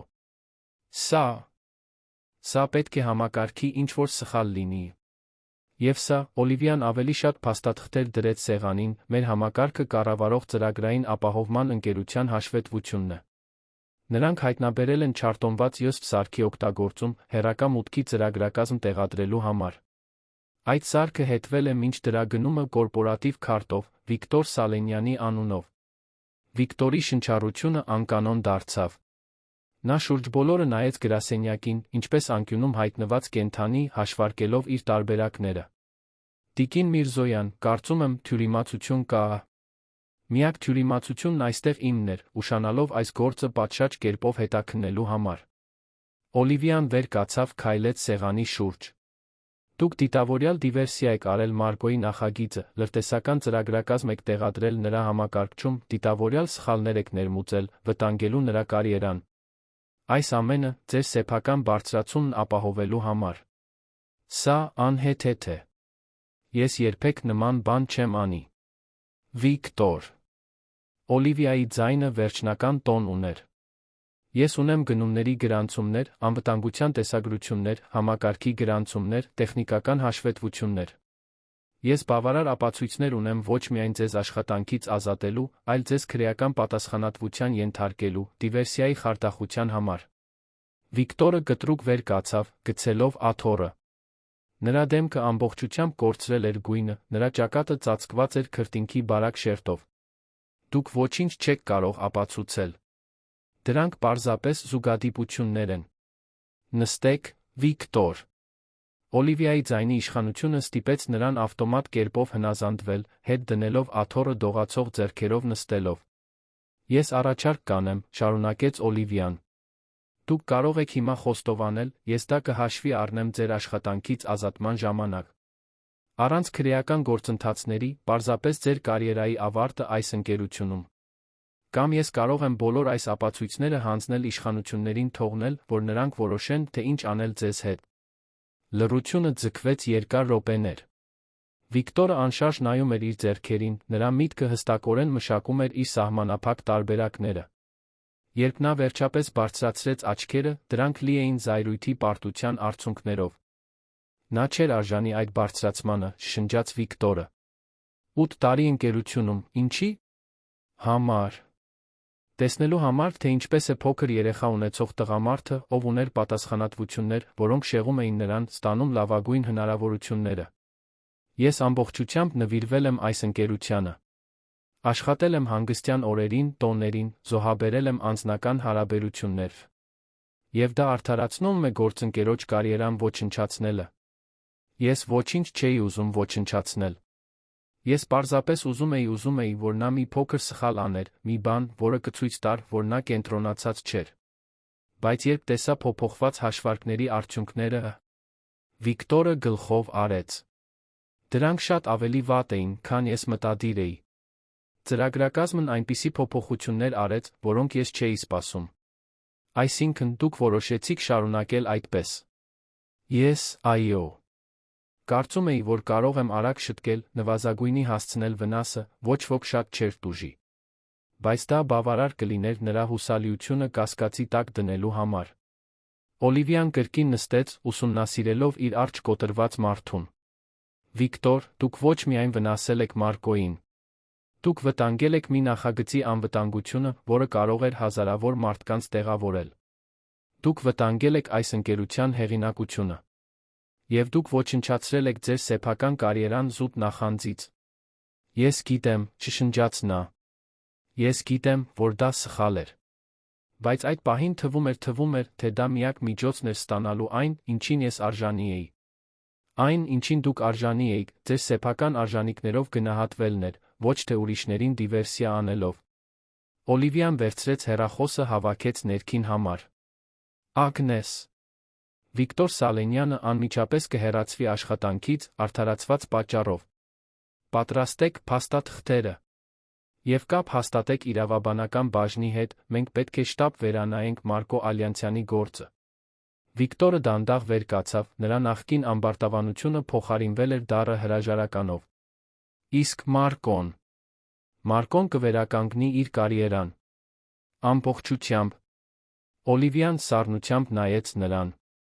Ի տարբերություն ձեզ, նա ազնիվ մարդ է, ով չէր արժանի անցնել դրա միջով։ Երբ Վիկտորը անվտանգության ուղեկցությամբ դուրս եկավ գրասենյակից, Օլիվիան մնաց մենակ, բավարարվածության տխրության խառնուրդով։ Բավարարվածություն, ճշմարտությունը հայտնաբերելու անարդարությունը շտկելու համար։ Տխրություն, տեսնելու համար, թե ինչպես անսպելի հավակնությունը կարող էր կոռումպացնել մարդուն այդքան անտեղի տառապանք պատճառել։ Նա կրկին վերցրեց հեռախոսը։ Լուգա։ Գտեք Մարկո Ալյանցյանին։ Ասացեք նրան, որ ես շտապ պետք է տեսնեմ նրան։ Եվ այս անգամ ասացեք, որ լավ նորություններ են։ Սպասելիս Օլիվիան կրկին նայեց Քյարայի նկարին։ Երեխան նրա մեջ ինչ-որ բարություն էր տեսել, որը նա ինքը մոռացել էր, որ ուներ։ Գուցե ժամանակն էր վերագտնել իր այդ մասը։ Մեկ ժամ անց Մարկոն կրկին իր գրասենյակում էր, այս անգամ առանց նախորդ օրվա լարվածության։ Օլիվիան խնդրել էր, որ նա մենակ գա, քանի որ քննարկելու տեխնիկական իրավական հարցեր ուներ։ Պարոն Ալյանցյան, ես լավ նորություններ ունեմ։ Վիկտոր Սալենյանը խոստովանել է, որ դիվերսիա է արել ձեր նախագիծը։ Նա աշխատանքից ազատվել է արդարացված պատճառով, ձեր դեմ բոլոր մեղադրանքները հանվել են։ Մարկոն փակեց աչքերը, հետ շրջեց գլուխը, թեթացման խորը հոգոց արձակելով։ Ես գիտեի։ Ես գիտեի, որ այդ սխալները ես չէի արել։ Ավելին, ձեր աշխատանքից ազատումը վերածվում է վճարովի արձակուրդի։ Դուք կվերականգնվեք բոլոր իրավունքների պահպանմամբ, գումարած փոխհատուցում կրած բարոյական վնասի համար։ Եվ Օլիվիան նշանակալի դադար տվեց, դուք բարձրացվում եք ավագ նախագծերի ինժեների պաշտոնի, այն պաշտոնը, որը ձերն էր հենց սկզբից։ Մարկոն առաջ թեքվեց, անհավատալիորեն։ Տիկին Միրզոյան, ես չգիտեմ, թե ինչ ասեմ։ Ասեք, որ ընդունում եք։ Եվ ասեք, որ կշարունակեք լինել այն ազնիվ մասնագետը, ով միշտ եղել եք։ Ընդունում եմ։ Իհարկե, ընդունում եմ։ Մարկոն ժպտաց առաջին անգամ 2 օրվա ընթացքում։ Եվ տիկին։ Շնորհակալություն։ Շնորհակալություն ճշմարտությանը հավատալու համար, երբ ոչ ոք չէր հավատում։ Պարոն Ալյանցյան, Օլիվիան վեր կացավ, կարող եմ անձնական հարց տալ։ Իհարկե։ Ինչպես եք կարողանում պահպանել այդքան ազնվություն մի աշխարհում, որը հաճախ բարգատրում է հակառակը։ Մարկոն մի պահ մտածեց։ Կարծում եմ, որովհետև ես դուստր ունեմ, ով դիտում է իմ յուրաքանչյուր քայլը։ Նա կմեծանա, հավատալով, որ աշխարհն արդար է կամ անարդար, հիմնվելով այն բանի վրա, ինչ ես ցույց կտամ նրան։ Եվ ես ուզում եմ, որ նա մեծանա, իմանալով, որ ճշմարտությունը միշտ արժե, նույնիսկ երբ դժվար է։ Օլիվիան դանդաղ գլխով արեց։ Ձեր դուստրը շատ հատուկ երեխա է։ Նա ինձ համար ամեն ինչ է։ Եվ դուք, Օլիվիան դադար տվեց, խնամքով ընտրելով բառերը, դուք նույնպես շատ հատուկ հայր եք։ Երբ Մարկոն դուրս եկավ գրասենյակից, Օլիվիան նստեց իր աթոռին կրկին նայեց շրջանակված նկարին։ Ինչու՞։ Էր 6-ամյա երեխան կարողացել նրա մեջ տեսնել այն, ինչ ինքը մոռացել էր, որ ուներ։ Եվ ինչու՞։ Էր այդ պարզ նկարը նրան ավելի շատ հուզում, քան որևէ մասնագիտական ճանաչում, որը նա երբեք ստացել էր։ Գուցե որովհետև տարիների ընթացքում առաջին անգամ ինչ-որ մեկը նրան ներառել էր մի ընտանիքում, նույնիսկ եթե դա պարզապես մանկական երևակայության աշխարհում էր։ Եվ գուցե որովհետև նա վերջապես արել էր մի բան, որով իր սեփական մայրը կհպարտանար։ 3 շաբաթ անց Մարկոն իր նոր սենյակում էր, Միրզոյան շինարարական ընկերության 20-րդ հարկում, վերանայելով այն նախագծերը, որոնք այժմ իր պատասխանատվության տակ էին որպես ավագ ինժեներ։ Պատուհանից տեսարանը ցույց էր տալիս քաղաքը ամբողջությամբ, նա դեռ դժվարությամբ էր հավատում, թե ինչպես էր իր կյանքը կտրուկ փոխվել այդքան կարճ ժամանակում։ Բարձրացումը ուղեկցվում էր ոչ միայն զգալիորեն ավելի լավ աշխատավարձով, այլ արտոնություններով, որոնք հեշտացնում էին նրա կյանքը որպես միայնակ հայր, ճկուն աշխատաժամանակ, կորպորատիվ մանկապարտեզ աշխատակիցների երեխաների համար, նույնիսկ օգնություն Քյարայի արտադասարանական գործունեության համար։ Կարծես ընկերությունը փոխհատուցում էր ոչ միայն մասնագիտական վնասները, այլ ճանաչում էր նրա ընտանեկան իրավիճակի հատուկ կարիքները։ Դրանը մեղմ թակոց ընդհատեց նրա մտքերը։ Ներս արի։ Իր զարմանքին, դա Օլիվիա Միրզոյանն էր։ Նա հազվադեպ էր այցելում գործառնական հարկերը, նախընտրելով, որ աշխատակիցները գան իր գրասենյակ, երբ անհրաժեշտ էր։ Տիկին Միրզոյան, ինչ անակնկալ է ձեզ այստեղ տեսնելը։ Մարկոն ժպտաց, նա նկատեց, թե ինչպես էր ժպիտը ամբողջությամբ փոխում նրա արտահայտությունը, դարձնելով նրան ավելի հասանելի, ավելի մարդկային։ Ես եկել եմ ստուգելու, թե ինչպես եք հարմարվում նոր պաշտոնին։ Շատ լավ, շնորհակալություն։ Թիմը շատ ընդունող է եղել, նախագծերը ճիշտ ծով մարտահրավեր են։ Օլիվիան շուրջ բոլորը նայեց սենյակին, նկատելով այն փոքրիկ անձնական դեկորացիաները, որոնք Մարկոն ավելացրել էր, Քյարայի լուսանկարը մանկապարտեզի ավարտական հանդեսից, պատին կախված մի քանի մանկական նկարներ, մի փոքր բույս պատուհանի գոգին։ Տեսնում եմ, որ մի փոքր տուն եք բերել աշխատանքի։ Քյարան պնդում է, որ ես աշխատասենյակում պետք է ունենամ երջանիկ նկարներ։ Մարկոն ծիծաղեց։ Նա կարծում է, որ դա ինձ օգնում է ավելի լավ աշխատել։ Եվ օգնում է։ Իրականում, այո։ Հանգստացնող է նայել այդ բաներին հիշել, թե ինչն է իրականում կարևոր կյանքում։ Օլիվիան մոտեցավ պատի նկարներին, ուսումնասիրելով դրանք անկեղծ հետաքրքրությամբ։ Դրանք երեխայի տիպիկ ստեղծագործություններ էին, ծխացող ծխնելույթներով տներ, անհամաչափ մեծ ծաղիկներ, երջանիկ ընտանիքներ ժպտացող առների տակ։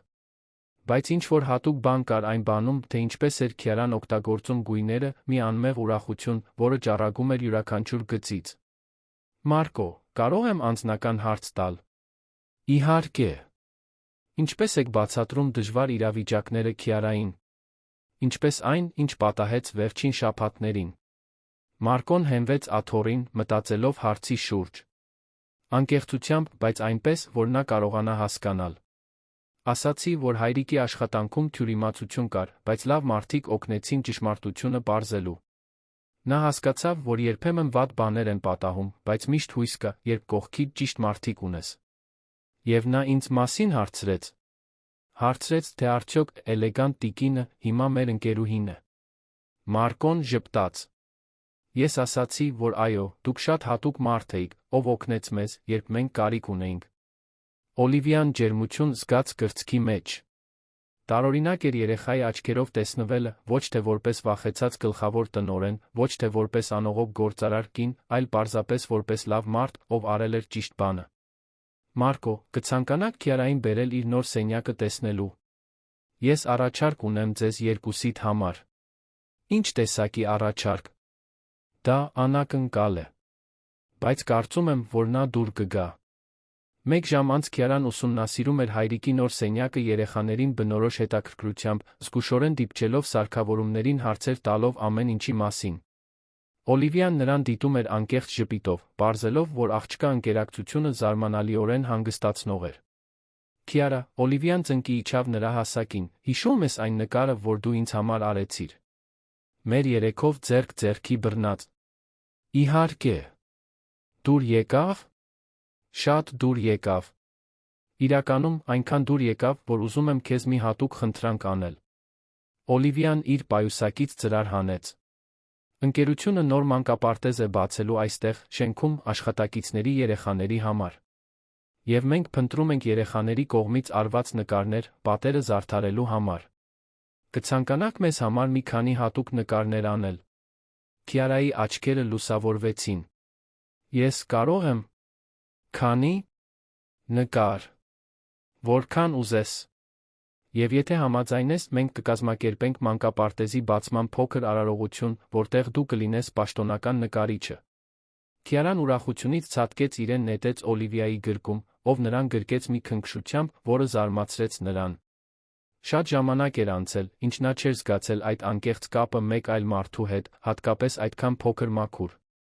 Օլիվիա, Քիարան շշնջաց նրա ականջին, կարող եմ քեզ մի գաղտնիք ասել։ Իհարկե։ Այն նկարում, որ ես քեզ համար արեցի, բոլորի կրծքի ծաղիկները ես դրանք երազել եմ։ Ինչպես է դա հնարավոր։ Ես երազեցի մի շատ գեղեցիկ տիկնոջ մասին, ով նույն ծաղիկն էր կրում կրծքին։ Նա ժպտում էր ասաց ինձ, որ քեզ նոր ընտանիք է պետք լինելու։ Այնպես որ ես ծաղիկները դրեցի նկարում, որ դու իմանաս, որ մենք հիմա քո ընտանիքն ենք։ Օլիվիան զգաց, թե ինչպես են աչքերը լցվում արցունքներով։ Նա իր պայուսակից հանեց մի փոքրիկ թավշյա տուփ, որը միշտ իր հետ էր կրում, ցույց տվեց Քիարային։ Ներսում մի նուրբ ծաղկի ձով կրծքազարդ կար, մի իր, որը պատկանել էր իր մորը, որը նա պահում էր որպես իր ամենաթանկ գանձը։ Քիարա, դա նույն ծաղիկն է, որը դու նկարել ես։ Աղջիկը նայեց կրծքազարդին, նրա աչքերը լայն բացվեցին։ Նույնն է։ Ինչպես գիտեիք։ Օլիվիան նայեց Մարկոյին, ով զարմացած արտահայտությամբ դիտում էր փոխազդեցությունը։ Ես չգիտեի։ Մայրս այդ կրծքազարդը կրում էր ամեն օր, երբ ես փոքր էի։ Նրա հեռանալուց հետո ես այն պահում եմ որպես հիշատակ։ Նա ո՞ր գնաց։ Շատ հատուկ վայր, ուր լավ մարդիկ են գնում, երբ ավարտում են իրենց առաքելությունը այստեղ երկրի վրա։ Քիարան գլխով արեց երեխաներին բնորոշ լրջությամբ, երբ քննարկում են կարևոր հարցեր։ Այսինքն, նա քեզ ուղերձ է ուղարկել իմ երազի միջոցով։ Նա ուզում է, որ դու լինես մեր ընտանիքի մասը։ Օլիվիան այլս չկարողացավ զսպել արցունքները։ Նա կրկին գրկեց Քիարային, այս անգամ թույլ տալով, որ բոլոր զգացմունքները, որոնք նա տարիներ շարունակ ճնշել էր, դուրս գան մակերես։ Մարկոն մոտեցավ վարանելով ձեռքը դրեց Օլիվիայի ուսին, մխիթարության ժեստով։ Օլիվիա, նա մեղմորեն ասաց, Քիարան ճիշտ է։ Դու հիմա մեր ընտանիքի մասն ես։ Ես չգիտեմ, թե ինչպես շնորհակալություն հայտնեմ այն ամենի համար, ինչ դու արել ես մեզ համար, բայց գիտեմ, որ ուզում եմ քեզ մեր կյանքում։ Հաջորդող ամիսներին հատուկ առօրյա զարգացավ։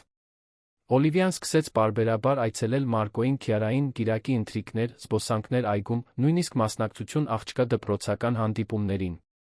Շինարարական ընկերության բոլոր աշխատակիցների զարմանքին, վախեցած գլխավոր տնօրենը դարձել էր գրեթե մայրական կերպար իր ինժեներներից մեկի դստեր համար։ Քիարան տասնյակ նկարներ ստեղծեց նոր մանկապարտեզի համար, յուրաքանչյուրը մյուսից ավելի գունեղ ուրախ։ Բացումը հատուկ միջոցառում էր, որտեղ նա ներկայացվեց որպես շինարարական ընկերության պաշտոնական նկարիչ, առաջացնելով հսկայական հպարտություն ինչպես Մարկոյի, այնպես էլ Օլիվիայի մոտ։ Օլիվիայի փոփոխությունը աննկատ չմնաց մյուս ղեկավարների կողմից։ Նա շարունակում էր պահանջկոտ լինել կենտրոնացած արդյունքների վրա, բայց նրա որոշումներում մարդկայնություն կար, որը նախկինում չկար։ Նա ներդրեց միայնակ ծնողներին աջակցող քաղաքականություններ, ստեղծեց մենթորության ծրագրեր, կրտսեր աշխատակիցների համար սահմանեց ավելի խիստ էթիկայի կանոններ, կանխելու Վիկտոր Սալենյանի նման դեպքերը։ Ուրբաթ օրվա կեսօրին, իրենց կյանքը փոխած իրադարձություններից 6 ամիս անց, երեքը Օլիվիայի գրասենյակում էին։ Մարկոն բարձրացել էր նոր նախագիծ քննարկելու համար, իսկ Քիարան նստած էր հատակին, ստեղծելով իր արվեստի գործերից մեկը։ Օլիվիա, կանչեց Քիարան, առանց թղթից աչքերը բարձրացնելու, դու հայրիկի հետ ամուսնանալու։ Ես։ Հարցը անակնկալի բերեց երկու մեծահասակներին։ Մարկոն գրեթե շնչահեղձ եղավ սուրճից, Օլիվիան զգաց, թե ինչպես է դեմքը կարմրում։ Քիարա, բողոքեց Մարկոն։ Դրանք մեծահասակների հարցեր են։ Բայց ես ուզում եմ իմանալ, նա պնդեց, հիմա ուղղակիորեն նայելով Օլիվիային։ Դու սիրում ես հայրիկին։ Օլիվիան նայեց Մարկոյին, ով սպասում էր իր պատասխանին, նյարդայնության հույսի խառնուրդ արտահայտող դեմքով։ Վերջին ամիսներին նա հայտնաբերել էր, որ իր սերը նրա նկատմամբ շատ ավելին էր, քան մասնագիտական հիացմունքը։ Նա սիրում էր նրա ազնվությունը, դստեր նկատմամբ նվիրումը, բարություն պահպանելու կարողությունը, նույնիսկ անարդարությունների միջով անցնելուց հետո։ Քիարա, Օլիվիան զգուշորեն պատասխանեց, ես շատ եմ սիրում ձեզ երկուսիդ։ Դուք դարձել եք իմ կյանքի ամենակարևոր մարդիկ։ Այսինքն, դու մեզ հետ կապրես։ Մարկոն վեր կացավ, մոտեցավ Օլիվիային։ Քիարան շատ ուղիղ ձով է կարևոր հարցեր տալիս։ Նա մեղմորեն վերցրեց Օլիվիայի ձեռքը։ Բայց գուցե նա ճիշտ է։ Օլիվիա, ես սիրահարվել եմ ձեզ։ Քաջ կնոջը, ով պայքարեց ճշմարտության համար, բարի մարդուն, ով բացեց իր սիրտը մեր ընտանիքի համար։ Ես շատ կցանկանայի, որ դուք մտածեիք դա պաշտոնական դարձնելու մասին։ Օլիվիան նայեց իր արջի տղամարդուն, ազնիվ ինժեներին, ով արժանապատվորեն դիմակայել էր դժվարություններին, սիրող հորը, ով իր դստերը վեր էր դասում ամեն ինչից, տղամարդուն, ով փոխել էր իր կյանքը պարզապես լինելով այն, ինչ նա էր։ Մարկոն, նա շշնջաց, ես երբեք չէի կարծում, որ ընտանիք կգտնեմ։ Միշտ մտածում էի, որ իմ կյանքը միայն աշխատանք ու մենություն կլինի։ Բայց դուք ինձ սովորեցրիք, որ կա մի բան, որը շատ ավելի կարևոր է, քան մասնագիտական հաջողությունը։ Նա ծնկի իջավ մինչ Քիարայի հասակին հավասարվելը։ Եվ դու, փոքրիկս, երջանիկ կլինես, եթե ես պաշտոնապես ընտանիքի մաս լինեմ։ Դա աշխարհի ամենաերջանիկ բանը կլինի, Քիարան իրեն նետեց Օլիվիայի գրկում։ Այդ ժամանակ դու կլինես իմ իսկական մայրը։ Մարկոն ծնկի իջավ երկուսի կողքին, նրանց ջերմ գրկախառնության մեջ առնելով։ Այսինքն, որոշված է։ Մենք իսկական ընտանիք կլինենք։ Երբ նրանք այդ կեսօրին դուրս եկան Միրզոյան շինարարական ընկերության շենքից, նրանք այլևս պարզապես ինժեներ, նրա դուստրը կամ միայնակ տնօրենը չէին։ Նրանք ընտանիք էին, որը գտել էր միմյանց դժվարությունների միջով, ընտրել էր միասին գեղեցիկ բան կառուցել։ Քիարան քայլում էր երկու մեծահասակների մեջ, բռնած նրանց ձեռքերը, մանկական մեղեդի շշնջալով։ Երբեմն նա վեր էր նայում ժպտում, կարծես լիովին հավանություն էր տալիս այն կազմածին, որը նա պատկերացրել էր իր նկարներում։ Եվ Օլիվիայի կրծքին տասնամյակների ընթացքում առաջին անգամ նա կրում էր իր մոր ծաղկի կրծքազարդը, ոչ միայն որպես անցյալի հիշատակ, այլ որպես խորհրդանիշ, որ իսկական սերը միշտ ճանապարհ է գտնում ծաղկելու համար, նույնիսկ ամենաանսպասելի վայրերում։ 6 ամիս անց մի առոտ շաբաթ առավոտ, Օլիվիայի վարձակալած փոքրիկ միջոցառումների սրահի այգին զարդարված էր Քիարայի հարյուրավոր գունավոր նկարներով։ Դա ոչ միայն հարսանեկան արարողություն էր, այլ Միրզոյան շինարարական ընկերության մանկապարտեզի պաշտոնական բացումը, մի իրադարձություն, որը կատարելապես խորհրդանշում էր անձնական մասնագիտական կյանքի միությունը, որը փոխել էր նրանց բոլորին։ Մարկոն 5-րդ անգամ կարգավորում էր իր փողկապի հանգույցը, նյարդայնացած ոչ թե հենց հարսանիքից, այլ այն մասշտաբից, թե ինչ էր ներկայացնում այդ օրը։ Դա ոչ միայն Օլիվիայի նկատմամբ իր սիրո ձականացումն էր, այլ տոնակատարություն, թե ինչպես էր անարդարությունը վերածվել իր կյանքի ամենամեծ օրհնությանը։ Նա դիտում էր Քիարային, ով նստած էր փոքր սեղանի մոտ, ավարտելով վերջին նկարը, 3 հոգուց բաղկացած ընտանիք, գունավոր ծիածանի տակ, եկեղեցին հետին պլանում ամենուր սփռված ծաղիկներ։ Հայրիկ, կարծում ես մայրիկ Օլիվիան կլա։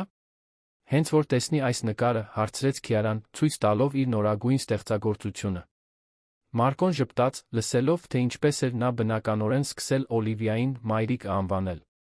Դա ստիպողական կամ պլանավորված չէր եղել, պարզապես պատահել էր, նույն օրգանական եղանակով, ինչպես ամբողջ այդ ընտանիքը ձևավորվել էր։ Կարծում եմ, այո, արքայադուստրս։ Բայց դրանք երջանիկ արդյունքներ կլինեն։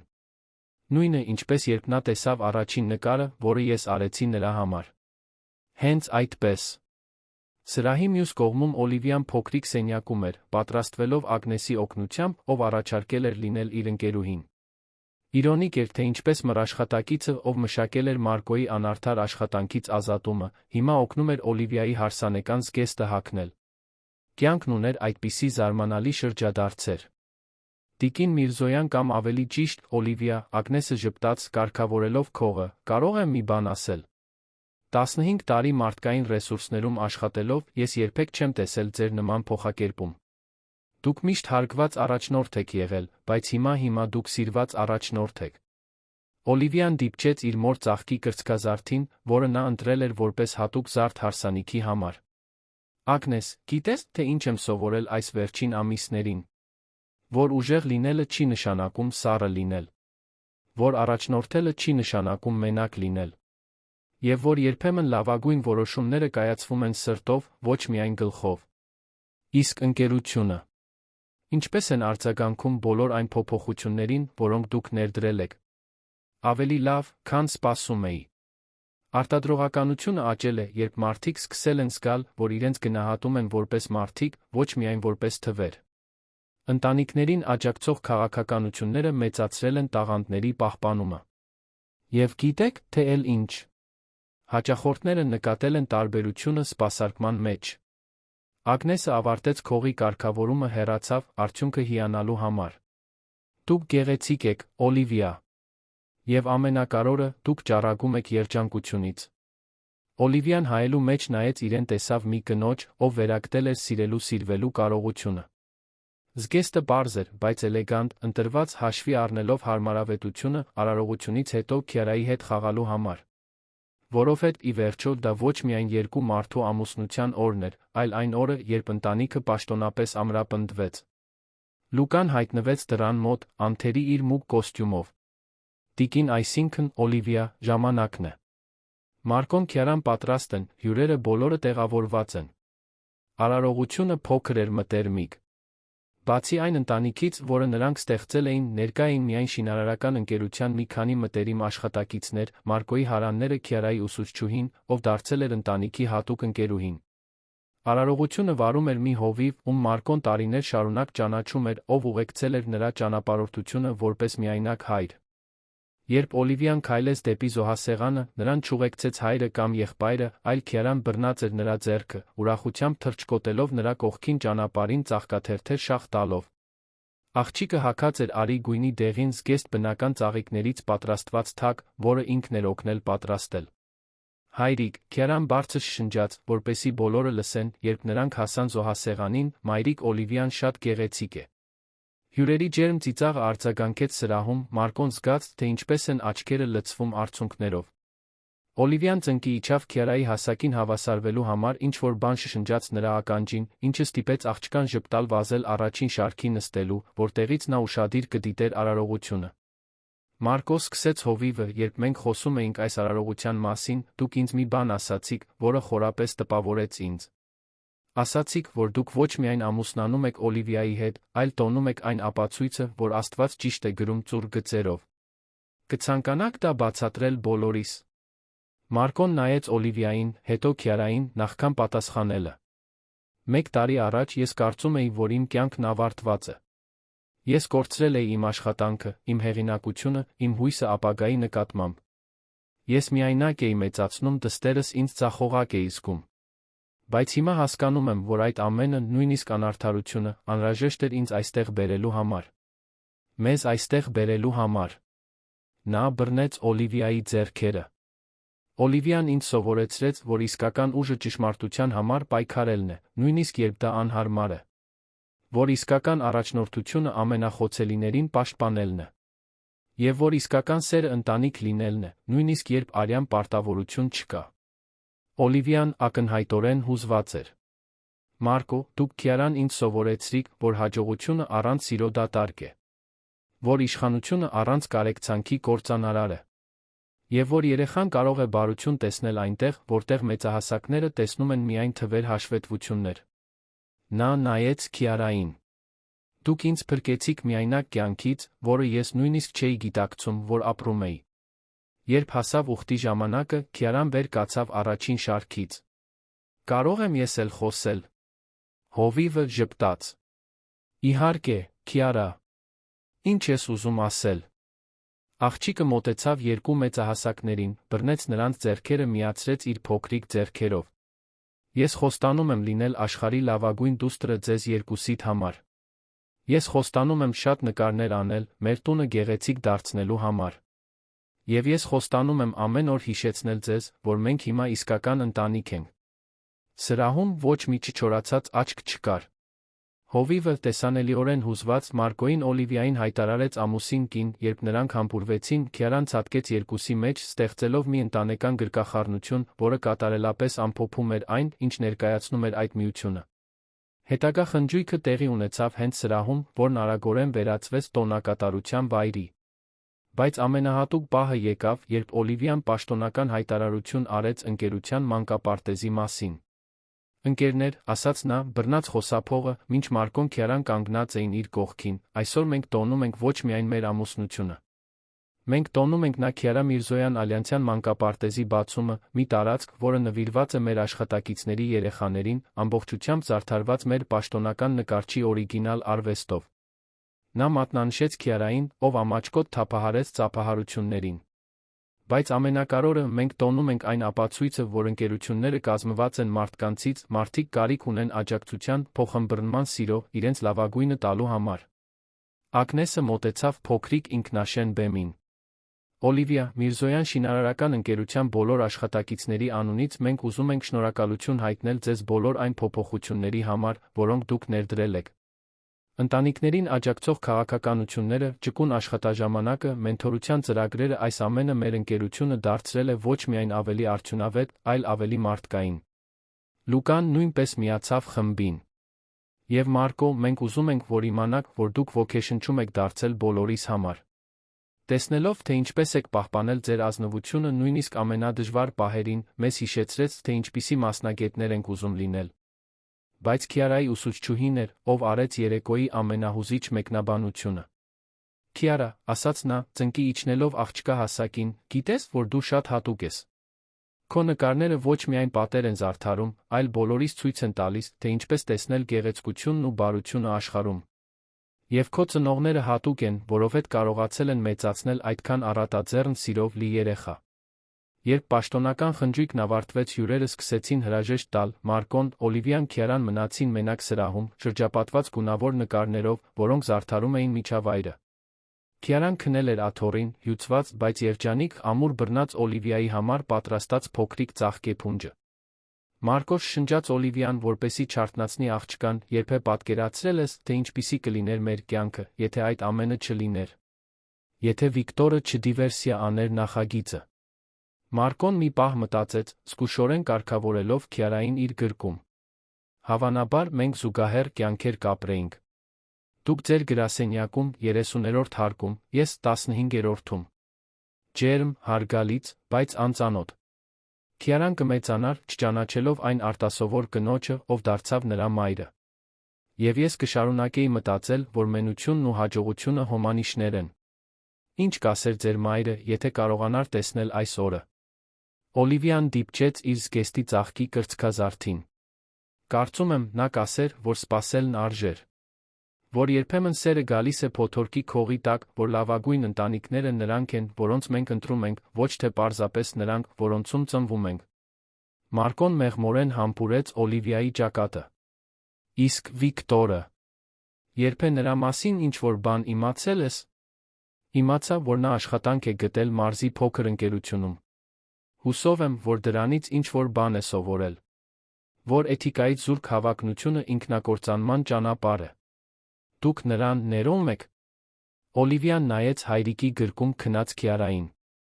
«Ներում եմ։ Ոչ թե նրա համար, այլ մեզ համար։ Որովհետև ատելությունը մի բեռ է, որը չեմ ուզում կրել։ Եվ որովհետև տարօրինակ կերպով, եթե նա չաներ այն, ինչ արեց, գուցե մենք երբեք չհանդիպեինք»։ Նրանք լռության մեջ դուրս եկան սրահից, տանելով քնած Քիարային դեպի մեքենան։ Գիշերային երկինքը աստղազարդ էր, մեղմ քամին բերում էր այգու ծաղիկների բույրը։ «Օլիվիա», ասաց Մարկոն, զգուշորեն Քիարային հետի նստարանին դնելիս, «շնորհակալություն»։ «Ինչի» համար։ Ճշմարտությանը հավատալու համար, երբ ոչ ոք չէր հավատում։ Արդարության համար պայքարելու համար, երբ ավելի հեշտ էր անտեսել։ Մեզ ընտանիք տալու համար, երբ կարծում էինք, որ մենք պարզապես երկուսս էինք ընդդեմ աշխարհի։ Մարկո, նա պատասխանեց, բռնելով նրա ձեռքը, «Շնորհակալություն ձեզ։ Ինձ ցույց տալու համար, որ իսկական ուժը ազնվությունն է։ Ինձ սովորեցնելու համար, որ հաջողությունը առանց սիրո դատարկ է։ Եվ ինձ այն դստերը տալու համար, ում երբեք չէի կարծում, որ կունենամ»։ Երբ նրանք մեքենայով տուն էին գնում, այն տունը, որը հիմա կկիսեին որպես ընտանիք, Քիարան քնած վիճակում ինչ-որ բան մրմնջաց հետի նստարանին։ Մարկոն Օլիվիան ուշադրություն դարձրին կարողացան լսել «մայրիկ-հայրիկ»։ «Իսկական ընտանիք»։ Եվ այդ պահին երկուսն էլ հասկացան, որ գտել էին ոչ միայն սեր, այլ նպատակ, որ իրենց առանձին կյանքերը դարձել էին փրկության, արդարության ընտանիքի միասնական պատմություն, եւ որ երբեմն կյանքի լավագույն բաները ծնվում են ամենամեծ դժվարություններից։ Միրզոյան շինարարական ընկերությունը կշարունակեր մնալ Երանի ամենահարգվածներից մեկը, բայց այժմ այն պատճառներով, որոնք դուրս էին տեխնիկական գերազանցությունից, Օլիվիայի կողմից ներդրված քաղաքականությունները օրինակ կդառնային այլ ընկերությունների համար, ապացուցելով, որ մարդկայնությունն ու արդյունավետությունը ոչ միայն համակեցում են, այլ փոխադարձաբար ամրապնդվում են։ Մարկոն հայտնի կդառնար ոչ միայն որպես փայլուն ինժեներ, այլ որպես խորհրդանիշ, որ ազնվությունը միշտ արժե, նույնիսկ երբ ճանապարհը դժվար է։ Եվ Քիարան կմեծանար, իմանալով, որ պատկանում է մի ընտանիքի, որը նա ընտրել էր, որը ձևավորվել էր դժվարությունների միջով, որն ամրապնդվել էր սիրո միջոցով։ Այդ գիշեր, երբ նրանք վերջապես տուն հասան, Քիարային քնեցրին իր նոր մահճակալում, այն սենյակում, որը Օլիվիան հատուկ նրա համար էր ձևավորել, երեքը վերջին անգամ գրկախառնվեցին, նախքան յուրաքանչյուրը կգնար իր սենյակը։ Բարի գիշեր, իմ ընտանիք, շշնջաց Օլիվիան։ Բարի գիշեր, մայրիկ։ Բարի գիշեր, հայրիկ, քնկոտ պատասխանեց Քիարան։ Բարի գիշեր, իմ արքայադուստրեր, եզրափակեց Մարկոն։ Եվ այսպես մի պատմություն, որը սկսվել էր անարդարությունից արցունքներից, ավարտվեց սիրով հույսով, ապացուցելով, որ երբեմն ամենագեղեցիկ ավարտները ծնվում են ամենացավոտ սկիզբներից։ Պատմության ավարտը։ Սիրելի ունկնդիրներ, հուսով ենք, որ Մարկոյի, Քիարայի, Օլիվիայի պատմությունը խորապես դիպել է ձեր սրտերին, ինչպես դիպել է մերինին։ Այս պատմությունը մեզ հիշեցնում է, որ ճշմարտությունը միշտ հաղթում է, որ բարությունը գոյություն ունի ամենաանսպասելի վայրերում, որ երբեմն երեխան կարող է լինել այն կամուրջը, որը միացնում է մեծահասակների սրտերը։ Այս հուզական ճանապարհորդությունը մեզ հետ շարունակելու համար մենք պատրաստել ենք հատուկ երգացանք, հավասարապես գրավիչ պատմություններով, հաղթահարման, արդարության ընտանեկան սիրո մասին։ Գտեք այն, սեղմելով այստեղ։ Եթե այս պատմությունը հուզել է ձեզ, մի մոռացեք բաժանորդագրվել մեր ալիքին թողնելը հավանել այս տեսանյութին։ Ամեն օր մենք ներկայացնում ենք եզակի պատմություններ, որոնք ուսումնասիրում են մարդկային հարաբերությունների բարդությունը, իսկական սիրո փոխակերպող ուժը։ Մի բաց թողեք մեր հաջորդ բովանդակությունը։ Սպասում ենք ձեզ մեկնաբանություններում կիսվելու ձեր մտորումներով այս գեղեցիկ փրկության հույսի պատմության մասին։